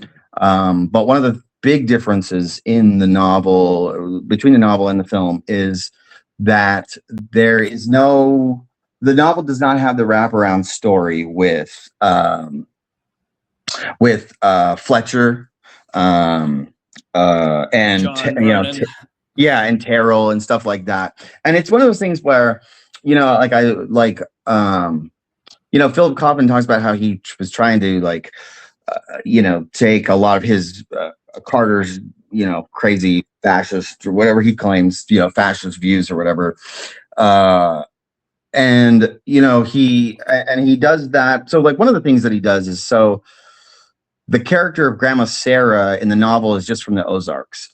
And I think it was a really good choice to make her her son a member of like the Redlegs. That's not something that's in the novel. And I think that helps reinforce the themes of Josey Wales, like, leaving behind this life of violence and vengeance, and all that. Learning to live alongside people. Yeah. So, but all this stuff about Terrell and Fletcher and Senator Lane and all that is invented for the film. And you can, so like in the novel, when they attack Josey Wales' house at the beginning, it's more so portrayed as them burning down his house and that his wife and kid were just inside, like more so collateral damage, as opposed to let's go rape his wife and murder his kid, so that's one of the things that, and the Redlegs were very brutal. They did commit a lot of atrocities against, Southerners and stuff at that time. But in that regard, the film, makes them a lot less, it makes them more cartoonishly evil. And then, so of course we get, Josey Wales then joins the Bushwhackers. And then that scene would be echoed in Unforgiven years later, where Clint, after he wakes up, he digs his pistols out of like the fiery embers of his house, and you see him practicing trying to shoot that post. And of course, it's almost like a verbatim scene decades later when shooting Unforgiven, when he's trying to shoot, can't hit, whips out the shotgun, shoots. I think it's a can, blasted away. But it is interesting how Clint was kind of had that scene in mind in the early 90s when he decided to revisit the Western. Yeah. It's there's a lot of things in this movie where it wasn't written for Clint Eastwood, but or like something like Unforgiven, for example. Like in this one, they have the scene where Chief Dan George is asking him, like, after Josey Wales shoots down the Union soldiers, are you gonna whistle Dixie, or pull those pistols or whistle Dixie? he's like, you know, who did you go after first? And he goes in this long thing. This guy had a flap holster. This one had nervous eyes, et cetera, et cetera. And Gene Hackman has like the exact same scene in Unforgiven. Well, in Unforgiven, the Saul Rubinek character, the dime novelist, says to Clint's character, he's like, an experienced gunman will always pick out, you know, who did you decide to shoot first? And you know, William Money is like, oh, I don't know. I've always been lucky in the order of killing, or I've always been lucky when it comes to killing or something. It almost feels like a direct refutation of the scene in Josey Wales. Although, you know, Unforgiven was not written for Clint Eastwood either. So it's just one of those things where, you know, his persona really, it can kind of feel like his movies, like link his movies together in a way. And in that scene too, when at the end of it, where Chief Dan George is like, says, you know, I could have missed, you know, it's one of the funniest lines. And that is from the novel, and it's in the script. And the movie, I think, plays it a lot better. In the novel and in the script, it's described as, he says that, and then they just kind of ride in silence.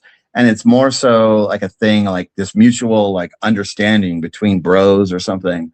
And the film, I think, wisely doesn't like let it sit. It cuts right after he says, I could have missed, because it's one of the best lines. Like just that edit makes that so much funnier, you know. Well, I got a couple clips here where Clint years later is looking back on working with Chief Dan George, and he has a few anecdotes to share about what it was like to work with him and how he got the performance out of him. So here's the first clip. He wasn't a technical actor. He was a guy who had a great look and a great voice and was kind of a natural.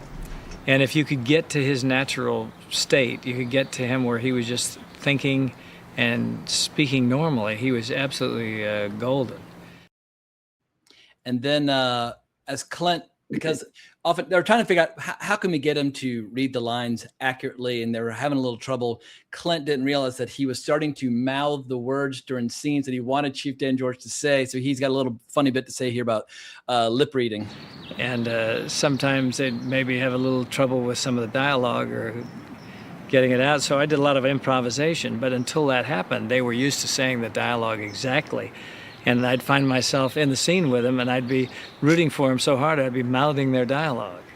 And finally, the assistant cameraman came to me, and he says, you know, he says, you're moving your lips along with the other actor. And I said, okay. I said, I see I'm not in my character yet. I haven't thrown the switch back. So I came back in and started, you know, get back into the thing.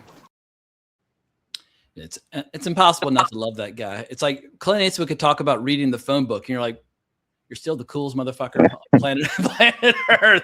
There's a reason why he was Clint. He's a cool cat. Yeah.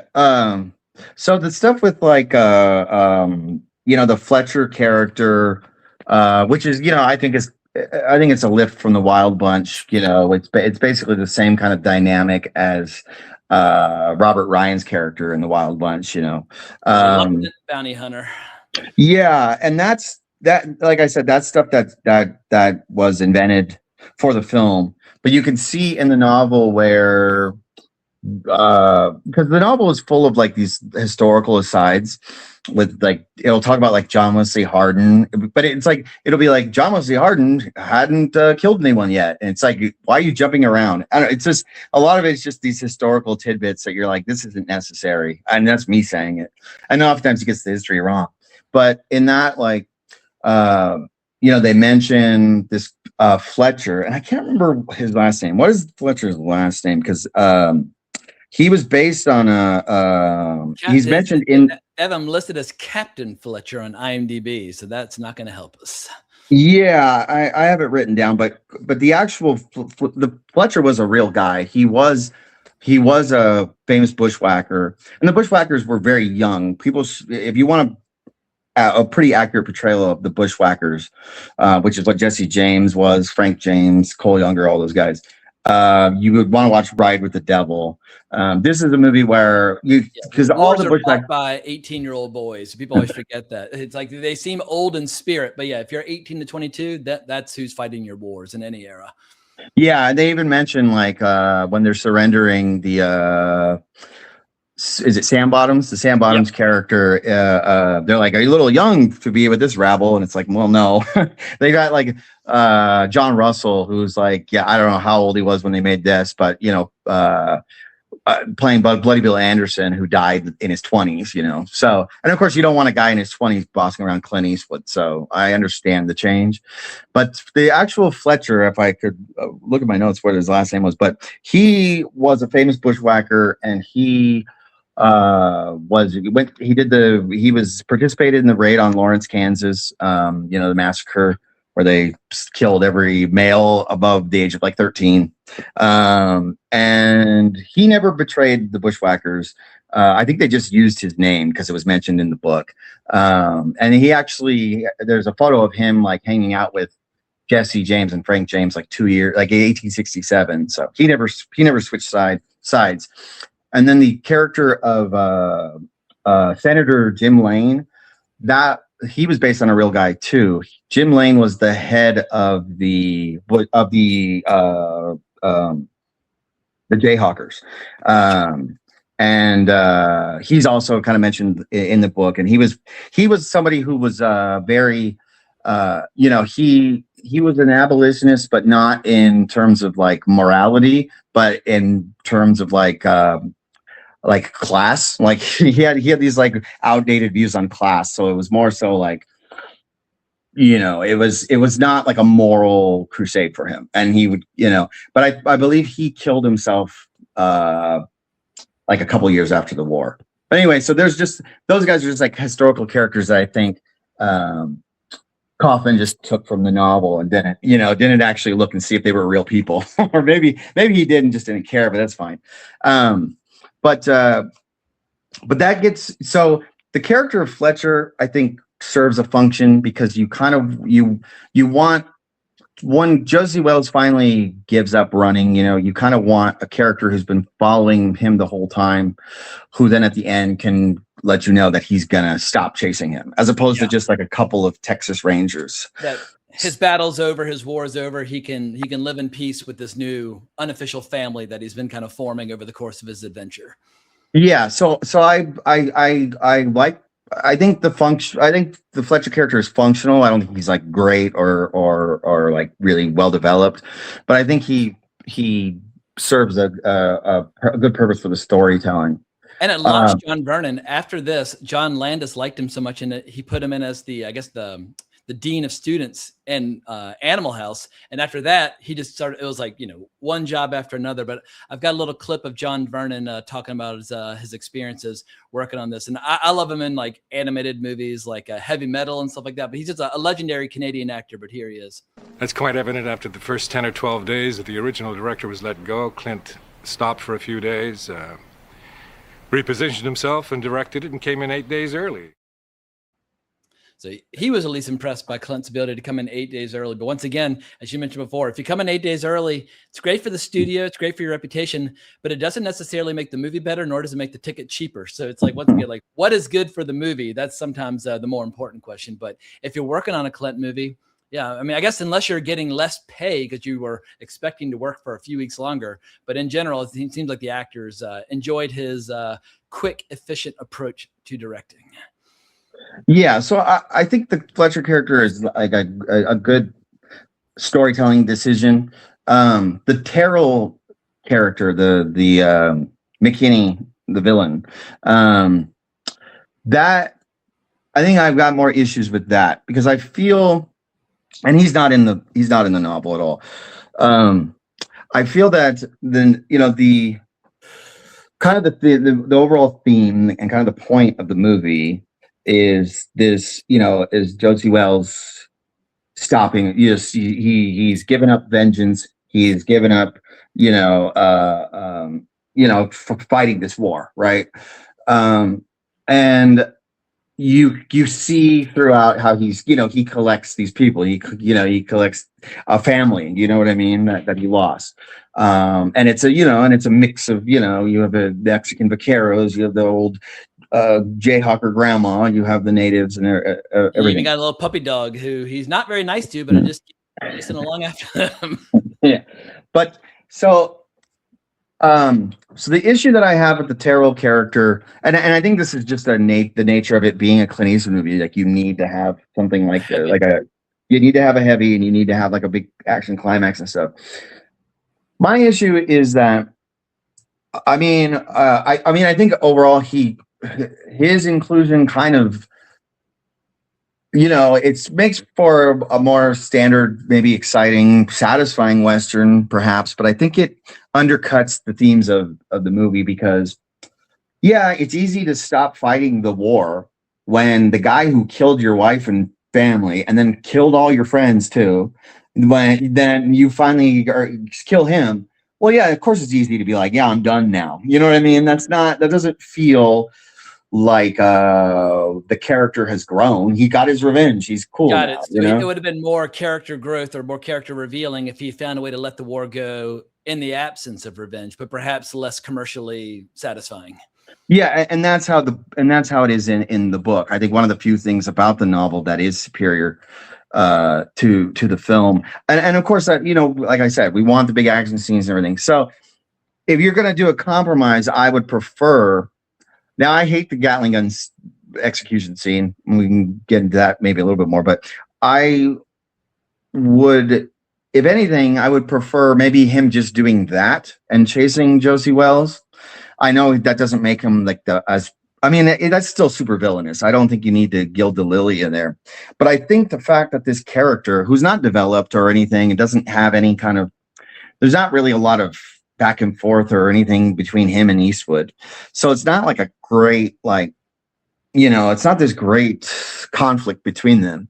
So, but you just kind of have this bad guy who is just continuously in Josey Wales' life fucking everything up for him. And it just feels a little cheap. I don't think he needs to also be the guy who killed his family. I don't think he needs to be the guy who killed all his friends. And like I said, it's kind of like The Revenant, which is like this movie that's trying to pretend to be anti-revenge. And it's like, well, he leaves Tom Hardy to go get killed by the Indians. It's like, well, that does, you can't have it both ways. You know what I mean? Or if you do, you have to be able to, it has to kind of be baked into the material. Cause I don't like movies that are like super preachy about like not getting revenge either. But I feel that you can't, like, I feel it kind of, it undercuts the point of the movie. And it is the stuff that is the most standard, typical, stuff. When I watched the movie, I guess the reason I named myself Captain Terrell for this video is that with Bill McKinney, even though it's not brought into the story and all of this movie, there's a certain like baggage that comes with him as an actor, because only a few short years earlier, he was in quite a different movie playing quite a different role, which made quite a lasting impact. And let's just say when it comes to Bill McKinney, every day is Saturday night as far as he's concerned. And so here's a little taste of Bill McKinney only a few years earlier in the scene. I cannot help but remember it every single scene in which he appears in The Outlaw Josey Wales. Well, gentlemen, we can talk this thing over. What is it you require of us? We require that you get your goddamn ass up in them woods. All right, now, look. Now. You hear Right me now, now. Tanner? Okay, all right. I shouldn't laugh, but there's something about what we require is you get your goddamn ass up in them woods. It makes me fall out of my chair every fucking time I hear it. And so for me, because that's who I think of when I think of Bill McKinney, he adds a little extra menace to the character of Captain Terrell in the context of The Outlaw Josey Wales. Yeah, and I am harping on this. Like, I don't think that this irrevocably harms the film. It's just I think it undercuts itself. But I also in a vacuum, I don't necessarily dislike the scenes with McKinney or the final fight scene with him or whatever. It still works as like a satisfying Clint Eastwood type of Western, but it just feels, it feels like a compromise. It feels like appealing to a more base thing. Yeah, that makes it more of like your typical genre film as opposed to a deep, soulful exploration of a guy looking for peace after the Civil War. Yeah, exactly. And so that type of stuff, I think it's the least inspired aspects of the film. Yeah, I always kind of forget that he's even in the movie, and that subplot is it's the least interesting part of the movie by far. When people think about what are the greatest scenes in the Outlaw Josey Wales, nobody brings up the scenes of Bill McKinney. I love him as an actor, and I know he and Clint worked together many, many times. They were good buddies, but that's not what I feel like. Outlaw Josey Wales is one of those movies that people love and adore, but they love and adore it for like 4 or 5 scenes, whatever those scenes might be. But I doubt the Bill McKinney scenes are going to rank like in the top 3 or 4 for anybody, no matter how much they love the movie. Yeah. So and tied into that is the whole Gatling gun execution, I guess, which we'll talk about. So like I don't know if it was Kaufman who did this, who included this stuff.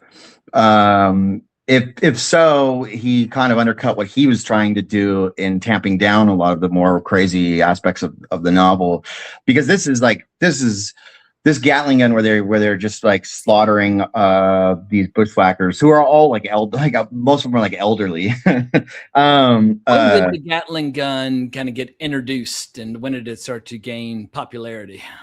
Well, the Gatling gun was introduced during the Civil War. The models, which you brought up the last time, you called me out. I think the models in this film are post Civil War, but the general Gatling gun, I'm into a lot of the Old West guns, and I'll do along threads and stuff. I don't know what the cosmetic differences are between the Gatling guns used in this film and the ones that would have been used during the actual Civil War. But the Gatling gun did exist in the Civil War, but these models are different. But that's not my problem with it. It's just this kind of scene that never happened, and it's absurd, and it feels like something from like a cheap like spaghetti western. And so in the novel, like a Django movie, where obviously he loves his Gatling gun. Yeah, exactly. And so in the novel, the all this stuff isn't in there. They have a passing mention of Jesse James when he tried to surrender to Union troops. They shot him through the lungs. I don't know if they did that like because they were like, fuck this dude, or if it was like they didn't realize that he was surrendering. I don't know. But that's mentioned in the book. And so I feel that they kind of built it up into this big sequence, and in the book itself, in the novel, Josey Wales, and then what's the character's name? It's the Sam Bottoms character. His name is, hang on one sec. Oh shit, I lost my page. Here he is. His name is, yep, and that is what my family and old friends all call me, so I probably shouldn't remember that. So in the novel, similar to a lot of bushwhackers, specifically the James boys and the Youngers, Josey Wales and Jamie become bank robbers, and Jamie gets shot during a bank robbery, and that's why he's injured. And then it kind of plays out the same way as in the film. And I wonder, my guess is that Philip Kaufman had just done a movie where the whole set piece was a bank robbery gone wrong in the Great Northfield, Minnesota raid. Had his fill of bank robberies at that point. Yeah, that is a movie about bushwhackers robbing a bank, and everything goes wrong. So I almost feel like he was like, I don't want to do the same. I don't want to redo the climax of my previous movie on a smaller, truncated scale. And just technically, I mean, this time around, I've always hated the Gatling gun scene. This time around, I wasn't as I guess I'm just expect it now.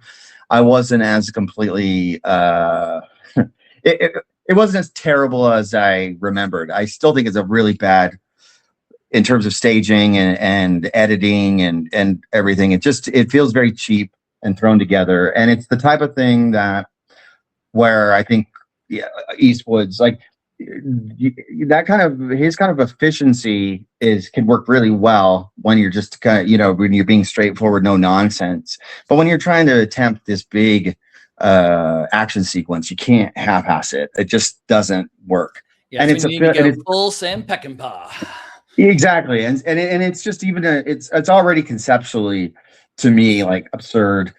and unnecessary. And so when it's not on top of that, like, on an aesthetic level, it doesn't work either. Like after seeing, I guess, 3 cast members of the Wild Bunch cutting loose with that Gatling gun, or actually more than that, because you also have Mapache, but like basically nearly like half the cast of the Wild Bunch gets a chance on that Gatling gun at one point or another over the course of that movie.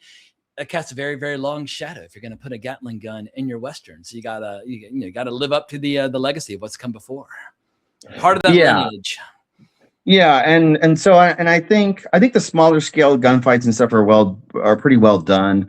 The part with the Comancheros, which we can get into a little bit, I think Clint Eastwood does some very interesting shots where he'll focus on a character like getting shot or falling, and then but within the composition, then it's like very effortlessly will like frame Grandma Sarah or something. Like he does some really good effortless pieces of like composition and stuff later, but to me, the Gatling gun just looks like old guys falling over. Like, and there's a scene also where a bunch of Union soldiers are charging toward them, and they quite literally just fall down with like no squibs or no nothing. And I depends on what era you're talking about, but in a post Sam Peckinpah era, it's tough for me to accept like 5 or 6 guys just running towards the camera and just falling down without any sort of. I mean, like I think my favorite squib shot in history is when the Wild Bunch, when they're crossing over that bridge, and I guess some of the bounty hunters, they shoot at the soldiers, and you see a bullet go through somebody and just kind of hunches over, but it's like the most painful looking bullet wound in the history of movies. And it's like, once you've seen that in 1969, well, then you've set your expectations on a completely different level when it comes to violence on screen. Yeah, and Clint Eastwood, I remember a Playboy interview, I think in the early 70s, talks about the Wild Bunch, and he liked it and everything, but he was like, he thought that it went overboard with how many deaths. He's like, at some point there's so many deaths it becomes like comedic or something, and it's like, you should have followed your own advice, dude. The gunfight in this is so much more silly in every regard. Yeah, I think the violence in this is at its best when it's like Clint versus like 1 or 2 guys. I don't really remember any like specific sequences or shots from like the bigger battles that I really like. But when it's Clint facing down 2 guys in that little trading outpost, or Clint facing down the bounty hunter in the saloon later on in the movie, I think that's where Clint really shines, where it's just him being ruthless, being hardcore, staring guys down, like the way he would just kind of appear out of nowhere. Like the scene where Little Moonlight's being beaten, and they hear, I think, like either some spurs or a horse, like, making a noise, and he's just there. I think that's where Clint really shines in this movie, just having that menacing presence. But yeah, but the battle scenes are not necessarily the highlight of the movie for me. For me, it's all about just watching him be fucking cool and edgy and badass, and like in these individual face-offs. Yeah. I mean, it very much feels to me like pandering. Like he's kind of like, is this what you guys want? Like let's give them some of this because they need it. It's a Clint Eastwood movie, and I feel the same way about the action climax with the McKinney's characters, man and stuff. But but the strength of the movie is these characters and a lot of the great dialogue and like you're saying, like. What Eastwood does with his persona, the little nuances that he adds, and he's got a bunch of these great moments, a lot of great doorway shots, totally.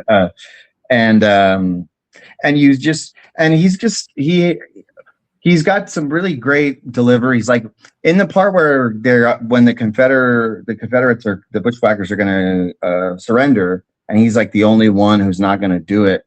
I love the way he plays it, because he's not playing it like a defiant badass. He's almost like he almost seems like he's haunted by his inability to let it go. He's almost seems like ashamed that he's not going to surrender with him, like just the way, not that I don't think that's what he's going for, but he comes off as just more of this like you're saying, like a kind of a disturbed sort of like weirdo. Like playing it that way, I think was a great choice instead of being like, overtly badass, and he's got a lot of those like really, really great moments and line readings and all that. Even some soft, tender moments with Sandra Locke. And it blows my mind. We've gotten this far into the recording, not even mentioned, but this was the first of their 6 collaborations, and they dated for years. And she was yet another source of potential friction between Philip Kaufman and Clint Eastwood. But I don't know about you.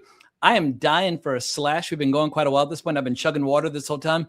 Let's have a quick 2-minute pee break, and then we'll come back and talk about the tension with Philip Kaufman, Sandra Locke, some of the other actors in this, and we can kind of start just like, zeroing in on some of the final talking points. But BRB in 2 minutes. Sounds.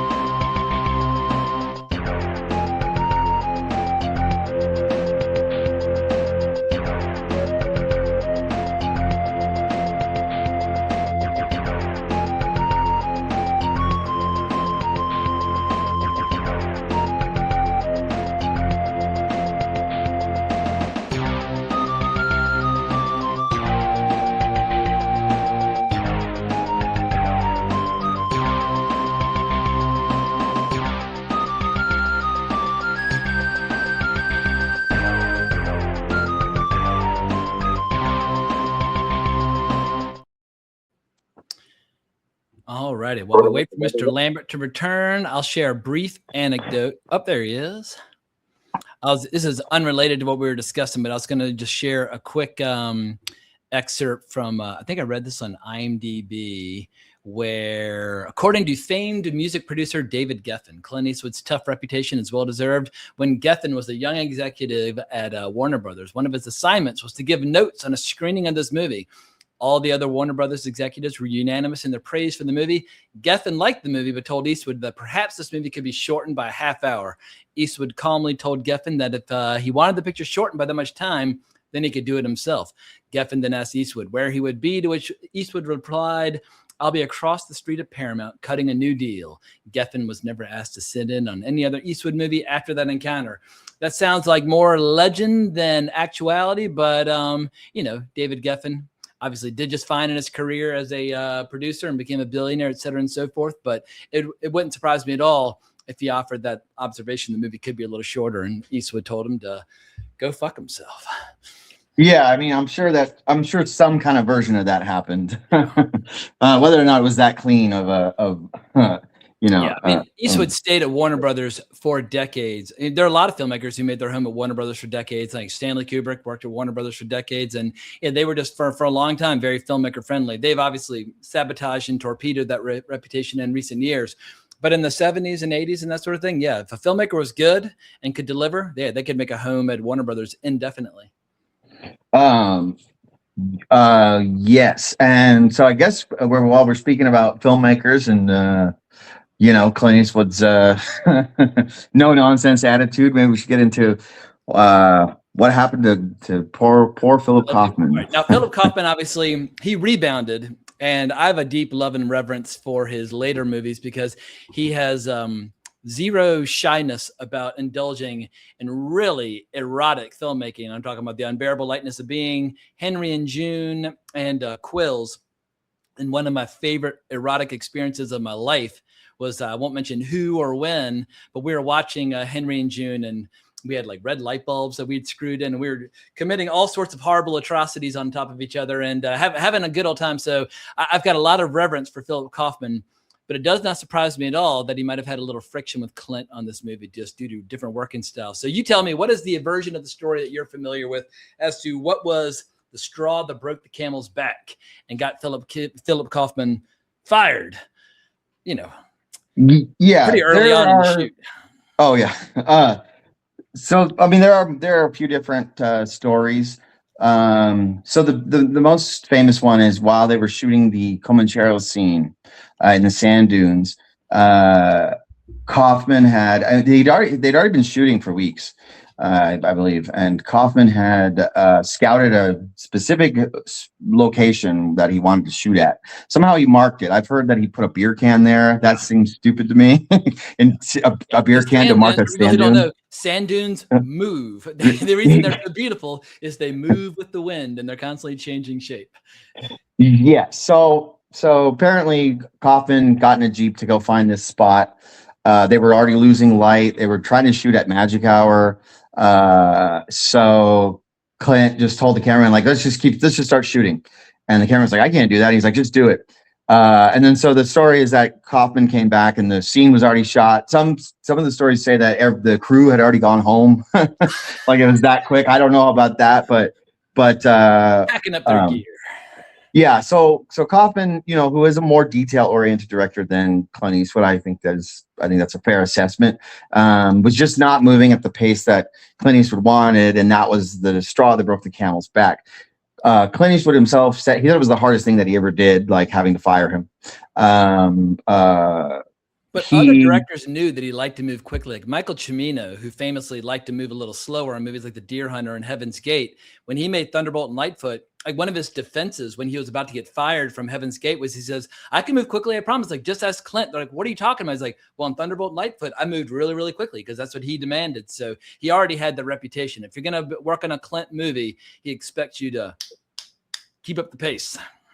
Yeah, and you kind of, I mean, I don't know about his whole career. I'm not an expert on his entire directing filmography, but you do kind of see where Clint Eastwood, outside of just his outsized persona, becomes like the auteur of the films. And so when he does work with other directors, usually, from my memory, it's usually somebody who's either worked for, been a second AD or somebody who's going to kind of fall in line. Of course, he worked with like Don Peterson and Siegel, stuff. but I feel like Don Siegel and Sergio Leone were the two directors that he really looked up to, and there was like whatever they wanted, he was probably going to deliver.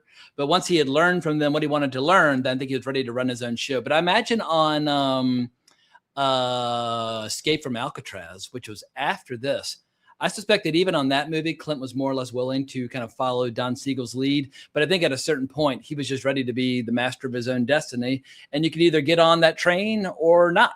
And obviously, Philip Kaufman didn't pick up on the social cues in terms of what was expected of him. Yeah, and Don, I mean, like, I think working with Leone and then working with Don Siegel, he realized the type of director he wanted to be, and even though he loved Leone's work and everything, I think he realized he did not want to be a Leone type of director. Who was very much detail oriented. It's all detail. It's all these elaborate, set pieces and visual gags and stuff. And that is, and the Clint Eastwood's directing style is very much a Don Siegel sort of style. I don't think he's on the level of Don Siegel. Maybe that's heresy to say, but like Don Siegel on his best day as director, I think is a better director than Clint Eastwood on his best day as a director.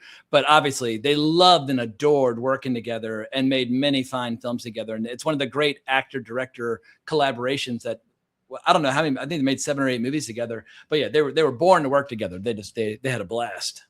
Yes. But Philip Kaufman and Clint Eastwood were not born to work together. And so do you think it's true that Philip Kaufman also had was making big eyes at Sonderlock, and Clint had already kind of staked a claim? Yeah, so Sandra Locke had auditioned for Breezy, which is the Clint Eastwood directed movie starring William Holden, and I can't remember the actress's name. It's like I haven't seen it, but from my understanding, it's kind It's of got one some of those saucy movies. bits. It's from my understanding. Have you seen it? I've seen the juicy bits. Oh, okay. Yeah. It's like it's one of those stories where it's like an old guy gets a new lease on life because he fucks like a young lady, a young gal. It's like but she had auditioned for that and then obviously didn't get the role. Kay Lenz was in Breezy, and if you like nudity in movies, Kay Lenz was not shy over the years and gave us some great performances. All right, well, I'm writing that down. So he okay, so Philip Kaufman, Sandra Locke tells us she has her own kind of perspective on what happened there. And so she said that she'd already auditioned for Clint for Breezy. That didn't work out, but she went to audition again. And Clint Eastwood was like immediately horny for her, and I think was inviting her out to dinner and all this other stuff. And so she auditioned for Clint Eastwood. And after I think that day, I think Clint Eastwood was like, "You got the part." Philip Kaufman wasn't even there. She got cast in the movie without having met the director at that point. And from my understanding, he did not want her. He had a different actress in mind. So already Clint Eastwood was kind of he was already he's already like he's like, I don't think you understand that what I say goes when I'm producing a movie. Exactly. So she's cast in the movie, and then she talks about how they're out on set and everything. So she's finally meeting with Philip Kaufman. I think Clint Eastwood invites her out to dinner. She's like, "I got to meet with the director. I haven't talked to the guy." So she tells a story about how Philip Kaufman is talking to her and everything, and she's just not listening. She can only think about Clint Eastwood. And then eventually, he puts his hand on hers and goes, "Hey, my wife, she's really sick and she understands people kind of fall in love. She's not doing well. She understands that, people kind of fall in love and have affairs on films. And it's all, he's basically like outwardly hitting on her." And she was just like, once she comes back to the conversation, she's like, "Whoa, what the hell's happening?" Right. So obviously that didn't flourish as anything, and she says she never held it against him. It was never awkward after that. It was it was whatever, fine. He shot his shot and it didn't work, right? But she also talks about how when they were shooting the Comancheros scene, he was doing blocking. Kaufman was doing blocking, and of course this is the breaking point scene, right? The famous scene where he gets fired. But apparently, according to Sandra Locke, he was doing blocking, and he had his hands on her waist, moving her around. And she didn't think anything of it. But afterwards, Clint goes up to her and goes, "I don't like the way he touches you," or something like that. Yeah, and for people who don't remember, it's a pretty gnarly scene as like her clothes are quite literally being torn from her body. So as you're doing your rehearsal and you're blocking, it could get intimate. Yes, yeah, it's one of those scenes where it's and it's, I think we talked about this last time, how I mean, it's not like it's irreversible or something, but it's a pretty graphic scene, especially for a PG movie, and much darker than the rest of the movie. I feel like even darker than when Clint's family gets killed in the first scene, but easily the most disturbing scene of the movie is when Sandra Locke's family gets attacked. Yeah, and so in the novel, Carter, I collected them all on Twitter, every excerpt I could find. He has these long passages where he's describing boobs. He was like the Russ Meyer of Western novelists, I guess. And so it's just page after page of just describing and lurid detail about boobs and everything. And so in that, as the comedian Ron White famously said about women and naked bodies is, well, if you've seen one woman naked, you say to yourself, I might as well see the rest of them naked too. Yeah, you got to see them all. I agree with that. But it's funny in the script, because the script will oftentimes just like have passages from the novel, but it will change the tense, obviously. But in that part, the novel during this attack scene, describes like her breasts were white mounds. Like it's like just getting into like her quivering breasts. He's getting off on a sexual assault. Yeah. Yeah, and so when you're reading the script, one of the things that's funny is Kaufman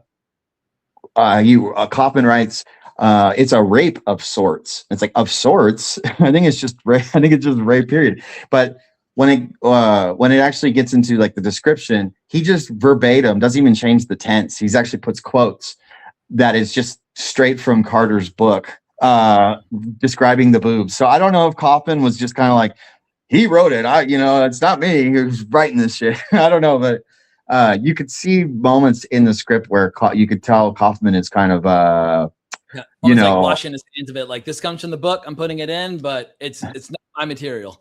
Yeah, and actually at the end, even though this isn't from the book, when he is talking about Josey Wales chasing down Captain Terrell, he writes this he writes this thing. It's like something where he's like everyone's faith in this chase scene or whatever, it'll restore everyone's faith in the Saturday matinee or something. Where so he's like overtly kind of just going like, yeah, I know that this is just sort of like pulpy simplified Saturday afternoon, Saturday matinee kind of entertainment, as opposed to piece. You could just kind of tell that he was just like, this is the least interesting thing about this story to me. So, but anyway, so Clint Eastwood fires him, and then that starts what is colloquially,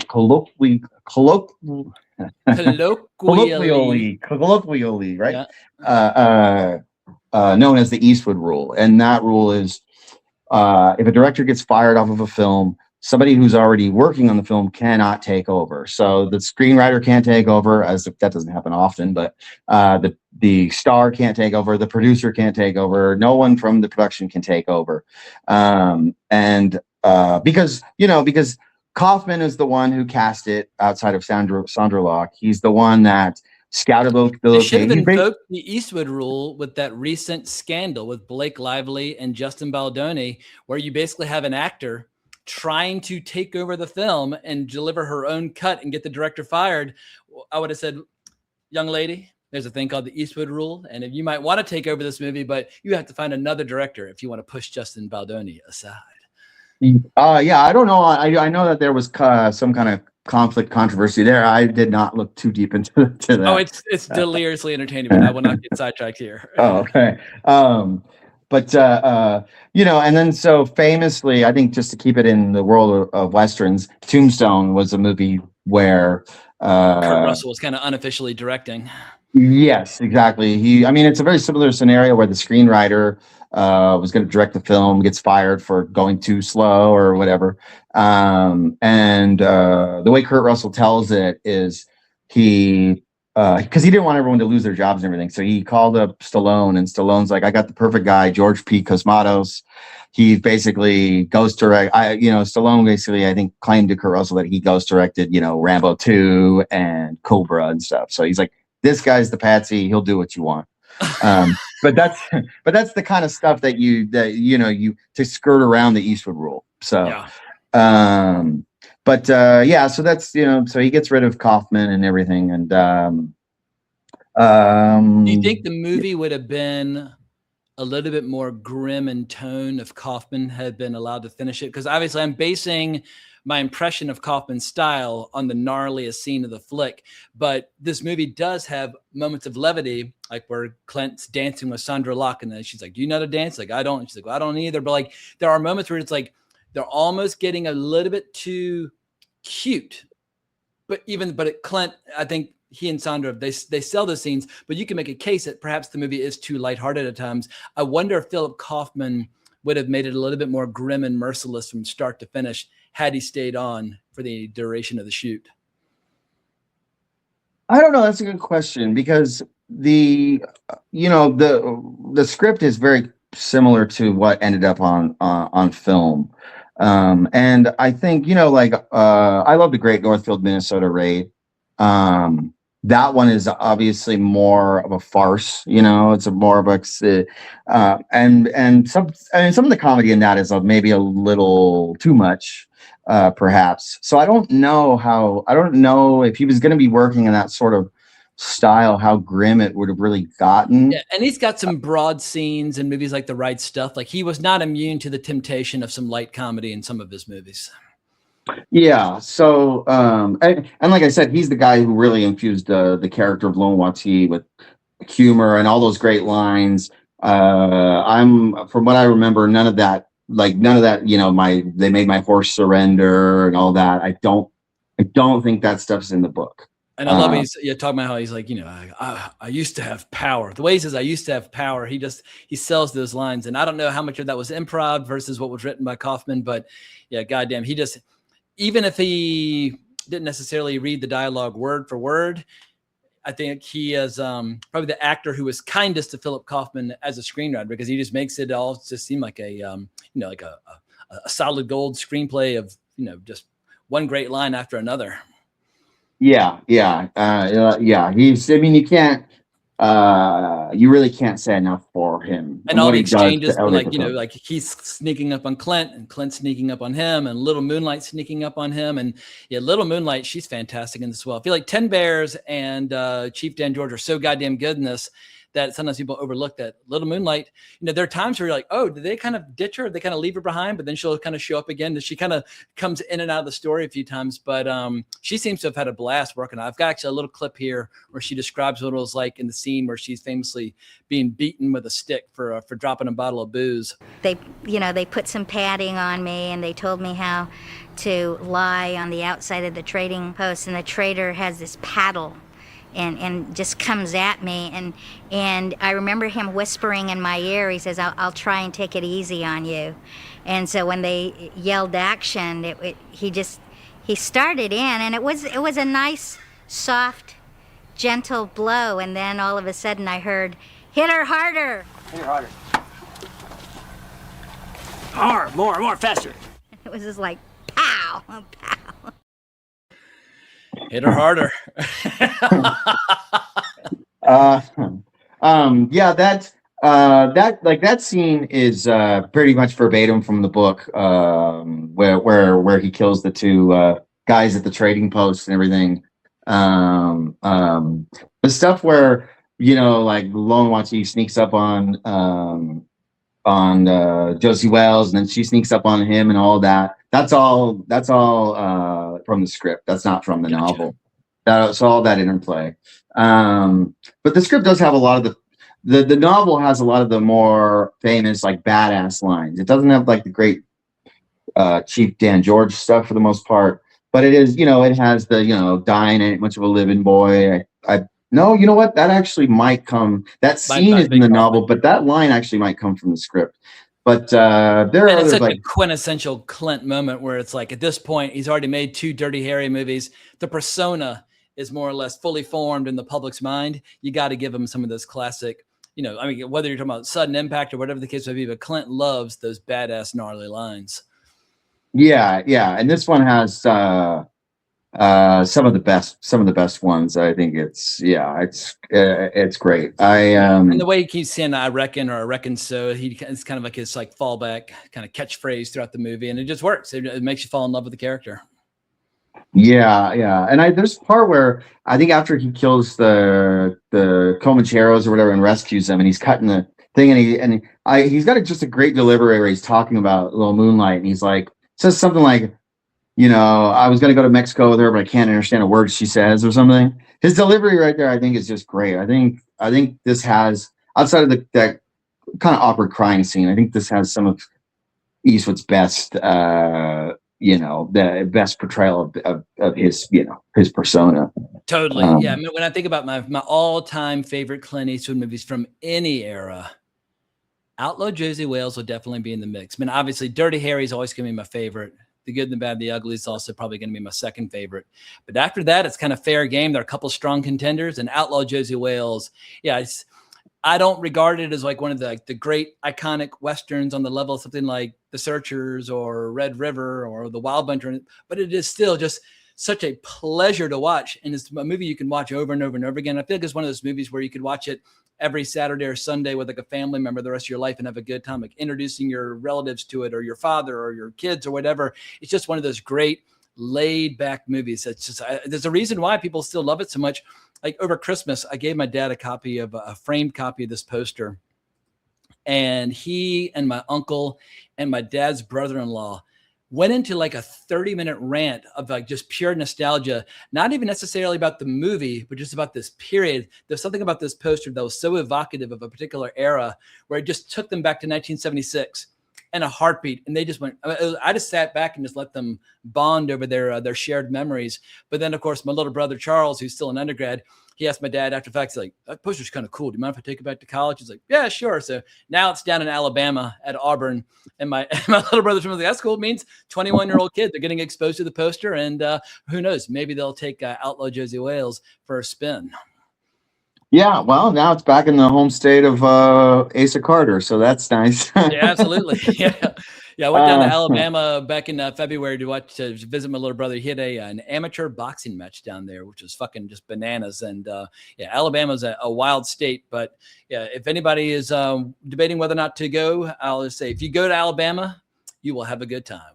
It was a couple of really, really fun days. I think the reason it does resonate, and I think the reason it works so well is that it is it feels, it feels at its time, it feels modern in the sense that it's not a throwback. The world that he's portraying is the world that you were going to see in 70s Westerns, where it's dirtier and grittier and nastier, more violent and that kind of stuff. But it has this very classic storytelling that, grounds it and makes it, very satisfying. So it's not something that is, like Cahill U.S. Marshal or something, or Chisholm or something, where it's like a John Wayne film from like the 70s, but it feels like 15, 20 years too late or something, or like Rio Lobo or something, where it's like, well, this almost feels like it was made in the 50s. But in the 70s. Yeah. I love and adore Howard Hawks, but let's just say by the time he got to Rio Lobo, he'd kind of already told a very similar story on two other occasions with Rio Bravo and El Dorado. But even on the set of Rio Lobo, apparently announced to the cast and crew at one point, it's come to my attention that some of you are noticing some similarities between this movie and some of the other movies they made in the past. But if you've made those observations, you can just damn well keep quiet about it. Even he knew he was repeating himself. But yeah, Howard Hawks is he's on my Mount Rushmore of favorite filmmakers, but Rio Lobo is not one of my favorite Howard Hawks movies. No, I think probably for most people that's the case. But I think that is why, I really do think that's why it has stood the test of time and is one of the best 70s Westerns. And we talked about this last time, but one of the people that was a big fan of it was Orson Welles. I don't know if he was on the Tonight Show or Merv Griffin. I think there were maybe even like a couple different videos of him singing the praises of the film, and how, according to him at least, it was up there with the works of John Ford, and he just thought it was one of the best movies he'd seen in forever. I would put it on the level of like a tier 2 John Ford Western, but when it comes to tier 1 John Ford Westerns, for me, you're talking about like the plays of Shakespeare at that point. And so it's very tough to measure up to John Ford on his best day. But John Ford on his second best day, yeah, sure. I won't disagree with Orson. Yeah. And of course Orson was a huge John Ford fan. But he was just basically saying that Clint Eastwood wasn't getting enough credit because of who he was, so at least among the critics and things. Yeah, a lot of people have forgotten that. Now we think of Clint Eastwood as like the elder statesman, a man in his 90s who's been composing for movies and producing movies and starring movies and directing Oscar-winning movies for decades. But in 1975, a lot of people looked down upon him as like a light entertainer, just kind of a kind of an entertaining actor, but not much more. And I think now in 2026, we've got 50 years of all this like, deep emotional resonance with like the rest of his career. But a lot of people looked at his movie pretty harshly. And I think also just a lot of people in the critical establishment in the 70s, they were ready for Hal Ashby movies, and they were ready for Robert Altman movies, and they were ready for different kinds of movies altogether. They were like, they wanted to watch movies like Chinatown. They liked like the new Hollywood and the film school generation. And Clint wasn't part of the film school generation or the new Hollywood or any of that. He came from a totally different tradition. And I think he just didn't necessarily fit in with like, like the cool Hollywood of the 1970s, but he got the last laugh because this movie, I've got the stats right here, had a budget of $3.7 million and it grossed 31.8. Anytime you have a budget and then you go off and gross 10 times that budget, you'll never go broke making movies that gross 10 times their budget. So whether he was out of step or in step with contemporary Hollywood, who gives a shit? Because 50 years later, people still fucking love this movie and they're still talking about it and still trying to, wrestle with it and just figure out like what are its pros and cons and its strengths and flaws. But yeah, it's an irresistibly entertaining movie, whatever your complaints about the movie might be. Yeah. Like I know that like Pauline Kael like famously seemed to have it out for Clint Eastwood. At least he seemed to think so. I think he mentioned it in interviews and stuff. And he, I think, what was it in Deadpool, the Dirty Harry sequel?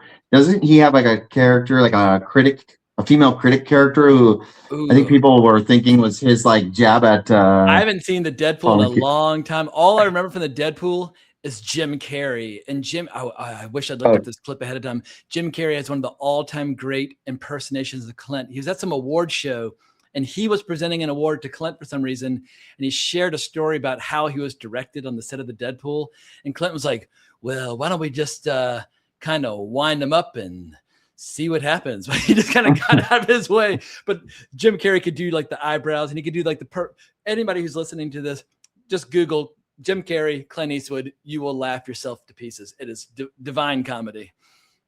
Yeah, in the Deadpool, I believe this female critic character, I don't know if she's a movie critic. I don't remember that movie that well, but I know she gets murdered because it's got like a slasher sort of vibe to some of it. Totally.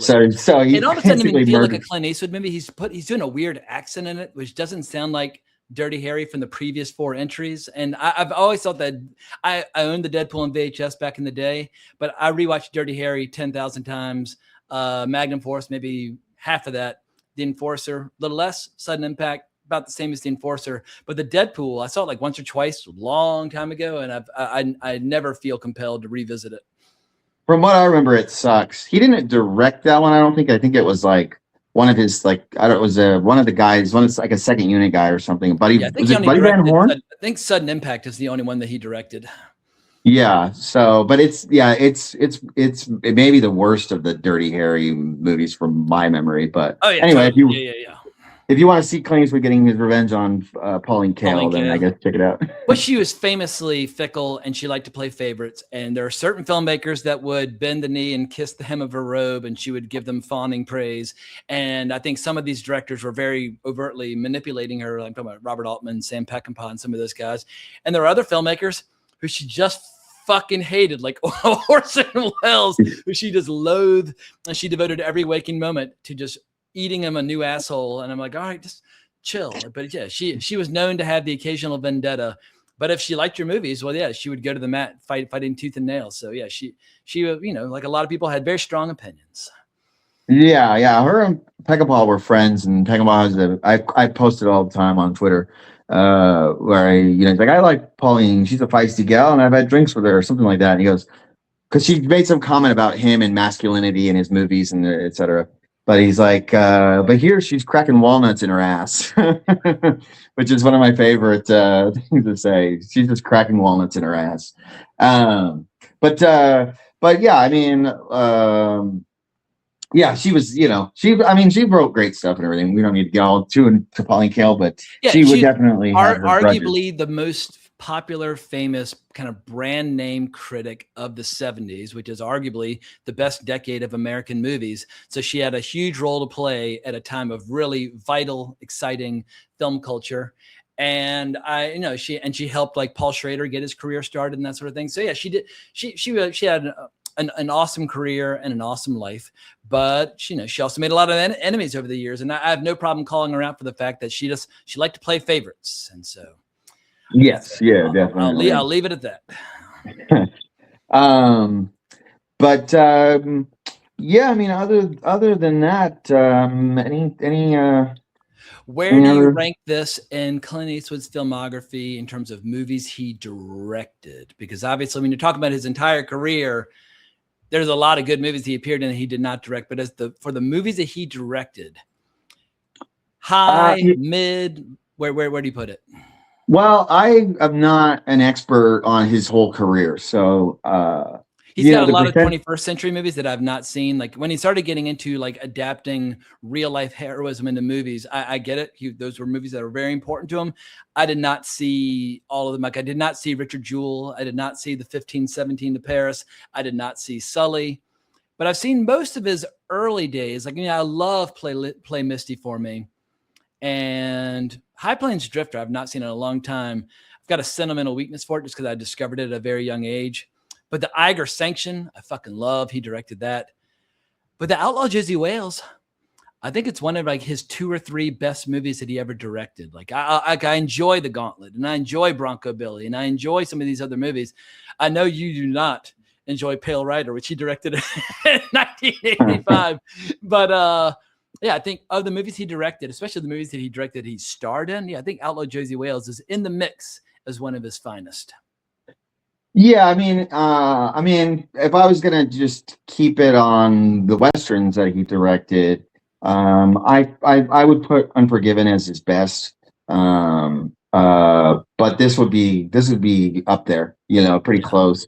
But he's got some other good ones like A Perfect World and Mystic River. Like as a director, every once in a while, he'd crank out one like, whoa, Clint, you're good. But also like people forget that he composed the score to like 12 different movies. He's just one of those guys where I think he's more of an everyman director as opposed to like one of the great iconoclast, like visual stylists and that sort of thing. But as a figure, he's one of the great titanic figures in the history of movies, where he started acting in the fucking like early mid 50s, working with guys like William Wellman, who directed like The Public Enemy and stuff like that. His career spans like 3/4 of the lifespan of the entire history of the medium. It's just awe-inspiring what he's achieved. And when he dies, may he live to be 200 like Mel Brooks, but he'll take a giant chunk of film culture with him. It's just like he has lived through and thrived in multiple eras across multiple decades, and very few American actors and directors can lay claim to that. So yeah, I remain utterly humbled by what he's achieved throughout his career. I think I just like him more as like a figure as opposed to a director. Like when my love and affection for the great directors, I reserve that for people who just are a little bit better than Clint Eastwood. Yeah, I mean, like I said, I've only seen a fraction of his filmography that he's directed. But I do feel that I feel the overall quality and the wide subject matter and everything. I think that he is a great director. I don't think he's one of the great directors. Yeah, I think that's the perfect way to put it. He is a great director. He's just not on like if I'm going to rank, the filmmakers that I have the greatest admiration for, and I'm talking about guys like Alfred Hitchcock or John Ford or Orson Welles or Howard Hawks. I don't put them in their ranks. For me, those are like the gods of Mount Olympus, and he's like one of the heroes of Mount Olympus. Like when Zeus would come down to earth and impregnate a woman and give birth to someone like Perseus or Heracles or whatever. Clint Eastwood is one of those guys. He's still an icon, but then again, directors like Howard Hawks could not give a performance like The Good, the Bad, and the Ugly. They could not give a performance like Dirty Harry. So Clint has some other things that he brings to the table that the great directors do not. I guess the directors that I really admire are the directors who seem utterly obsessed with every frame of film in their great works of art. and like the way like Hitchcock would be with like Vertigo, or the way Orson Welles would be with Citizen Kane, or the way Sam Peckinpah would be with The Wild Bunch, where you can feel like they were just torturing themselves over every frame of film. Those for me, those are like the great filmmaking giants. Yeah, and even though I wasn't watching a bunch of the movies that he released in more recent times, like I felt sad when it was like he no longer like has that deal with Warner Brothers, or you know what I mean? Like, they're fucking idiots to let him go. But the thing is, Juror number 2 in 2024, pretty good movie. I saw it in the theater. I gave it a positive review. Yeah, the Juror number 2 is not bad at all. Yeah, that's what I heard, and I hear that a lot about his films. One of the things I thought that actually one of the stylistic flourishes that I liked in the Outlaw Josey Wales is, you mentioned the scene where he's shooting the fence posts and everything, and that is specified in the script. And then later on, he is kind of, I think, kind of imagining back to when his family was attacked, and I think Sandra Locke kind of sneaks up on him or something, or there's some kind of he's watching everybody dancing and singing, and like he can feel that family vibe, and everybody's having like this great party, and he realizes, ooh, like I haven't gotten revenge from my family, but also this could all get taken away, and that's when Sandra Locke kind of sneaks up on him and kind of shakes him out of these flashbacks. But you can tell he's still very much haunted by what he's lost in the past. Yeah, and those are both described in the screenplay. But one thing that's not in the screenplay that I think he does as basically a callback, which I think he does really well, is when he chases down McKinney and and clicking the guns, the empty guns, one after the other. That's not in the script, and I think cool that scene. Was. Yeah, and that's a great. I love that as just like a visual. I mean, in terms of storytelling, but also just as the visual flourish and the editing and stuff. The way it calls back to those two other scenes, I thought was really, really well done. And he has those moments throughout this film. So I think it's one of the greats. Like I said, I would put Unforgiven as my number 1 Clint Eastwood directed Western. This would be number 2. And then, High Plains Drifter, I'm not in love with it. I like it. I'm not in love with it like a lot of other people are. So that would be 3, and then Pale Rider I don't like. Yeah, High Plains Drifter, I don't think I've seen it since college, but in college I had a VHS cassette of it. And there was one day my friends and I, we were getting fucked up on anything we could get our hands on, and we just tossed it in. And there was something about it, just how completely outrageous it was. And there's some scenes early on where like, whoa, okay, this is not politically correct, but we were just in the perfect mood for that movie at that perfect moment. And so it hit us. We had a fucking blast. We had so much fucking fun. But it's not one of those movies that feel compelled to revisit over and over again. Whereas the Outlaw Josey Wales, I don't know how many times I've seen it total, but I know my journey with this movie is not complete, and I will continue to watch it. And anytime one of my family members is like, "Oh, let's watch a Clint Eastwood movie," it'll be one of the ones that I recommend as like a good place to start if they're unfamiliar with his career overall. But of course, I'm always going to say The Good, the Bad, and the Ugly because I think it's one of the best movies that I've ever seen in any era. So if you're going to watch your first Clint Eastwood movie, you cannot do worse or cannot do better than The Good, the Bad, the Ugly. It is grand opera, just in the form of a Western.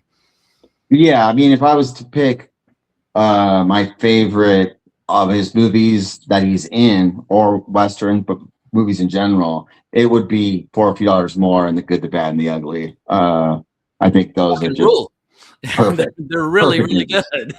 Yeah.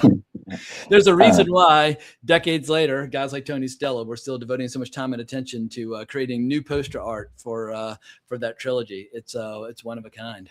Well, what can we look forward to from you in the future? Any podcast appearances or videos that you're working on, or lovely nude pictures you're working on? But like, now's the time to plug and promote anything and everything that David Lambert has got cooking in the oven. I mean, on, like I said, on Twitter and Blue Sky, David Lambert Art. I talk about, Western, Old West history, Western movies, behind the scenes stuff about Western movies, a lot, everything, all Western pop culture stuff. Long, endless threads, getting into all the minutia. And then I've got a couple. I'm going to repost it when the appropriate time comes. The 100th anniversary for Three Bad Men is coming up like in a month or two, and that's a movie you introduced me to. And you know, it's easy when you watch a lot of old movies. It's easy to have your kind of mind made up about a lot of topics. That one was a revelation that really caught me off guard. I was like, wow, I've now added a new John Ford masterpiece to the mix of my all-time favorite John Ford films. But for people who want to watch some old school Westerns, Three Bad Men from 1926, holy shit, it's in perfect condition. It's got a new score. It's incredible. But you and I need to look at the calendar and come up with some more 75th and 100th anniversary topics to tackle, because I feel like we're just getting into the 50s now with 75th anniversary reviews, and I feel like a lot of good Westerns are going to be coming up. Oh yeah, definitely, for sure. Yeah. Yeah. And I talk about like, I not so much modern Westerns, but you know, I talk about the silent Westerns, 30s Westerns, almost every era. So yeah, if you're into that sort of thing, I've got a few appearances on the Western movie and TV podcast, Tumbleweeds and TV Cowboys.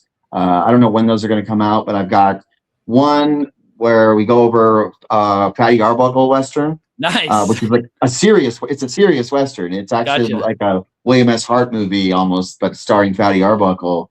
And we've got, and then we talk about William S. Hart's first starring role. And we also, that one, we coupled that with Buster Keaton's. West. I think it's called The Frozen North, and it's an overt parody of William S. Hart. Okay, gotcha. Yeah, so and we get into the history between William S. Hart and Fatty Arbuckle and Buster Keaton and all that. And then I've got a appearance with John Arminio on Tumbleweeds and TV Cowboys. We talk about Keoma and a few other late 70s spaghetti westerns. And then I have another episode of Tumbleweeds TV Cowboys with John Cribbs, and we are talking about Bad Company. Okay, very nice. Yeah, so so just a few here. I don't know when they're going to come out, but other than that, I a couple months ago was on John Cribbs' podcast, The Pink Smoke, talking about the authentic death of Henry Jones, the novel, which I think is one of the great Western novels. And I've got a copy right here because you encouraged me to read it, and it fucking rules. It's really good. Yeah, I've got a little like Western section. I read this thanks to you, Deadwood, which is terrific. I also read, I'd already read True Grit before meeting you, but I also read The Shootist thanks to you. And I read Shane thanks to you. So I've read a lot of cool Westerns thanks to your positive influence on me. I got my own little section in your library there. Absolutely. That's the David Lambert section on my bookshelf. People are saying, you need to tell us what's on your shelf. I'm like, right, well, there you go. I got Shane, I got True Grit, The Shootist, Deadwood, and The Authentic Death of Henry Jones, and Lonesome Dove, which I read many, many years ago, which is one of these days, well, we'll have to find a reason to do so, but we'll tackle the book and the show. But Lonesome Dove is just an absolute motherfucking delight. Oh yes, definitely. All those books that you mentioned there are highest possible recommendation for me. I've not yet read Little Big Man. I've got a copy of it, but I will read Little Big Man at your urging at some point. It's a big one, so I need to kind of clear my schedule. What I'm reading right now is muscle cramp. I've been doing a lot of rock climbing lately, so if I move too quickly, my lats just go. But I'm reading Semi-Tough, which was turned into a Burt Reynolds, Chris Christopherson football comedy. It is a dirty book, and I do not say that lightly. I've not read that whole thing, but I've read some of it, and I think isn't the opening like he's talking about shitting himself in bed or something like that? He's talking about one of the players on the team who can fart on command, but one of the ways he's kind of breaking in his bride to be on their wedding night, she's taking a shower and he's waiting for her on the bed. She comes out of the bathroom and he's sitting there spread eagle on the bed. He tries to fart, but ends up taking a big giant shit on the bed. And anyway, I was like, all right, this is going to be that kind of book for people who, what we were talking about earlier, wallowing in squalor, for people who want to wallow in the squalor of multimillionaire football players just partying their faces off while getting ready for the Super Bowl. Yeah, semi-tough. Very different from the Western genre, but it's a wild ride if that is what you seek. Yeah. I mean, I could see a scene like that happening in Dirty Little Billy, but otherwise, Totally. yeah, not in the. Yeah, the character's played, I believe, by Brian Dennehy in the movie, but who's like, holding girls by their ankles at parties over pools and things like that. But yeah, he's a wild man. But hell on wheels on the football field. If he's blocking for you, he's gonna kill somebody. You don't want a Brian Dennehy turd. That has to be one of the worst kinds. Exactly. Well, on that note, we hope y'all have enjoyed this recording. And if you want to hear some more David Lambert, I'm going to leave a link down in the description below to our previous podcast about the Outlaw Josey Wales, as well as a few other videos that he and I have made over the years. But whatever our next topic might be, I look forward to recording with you in the future. Remember to like, subscribe, do the same to all of Mr. Lambert's stuff. But more importantly, as always, onwards and upwards. Boom! Ain't like it used to be, but it'll do. You know how to whistle, don't you, Steve? You just put your lips together and blow.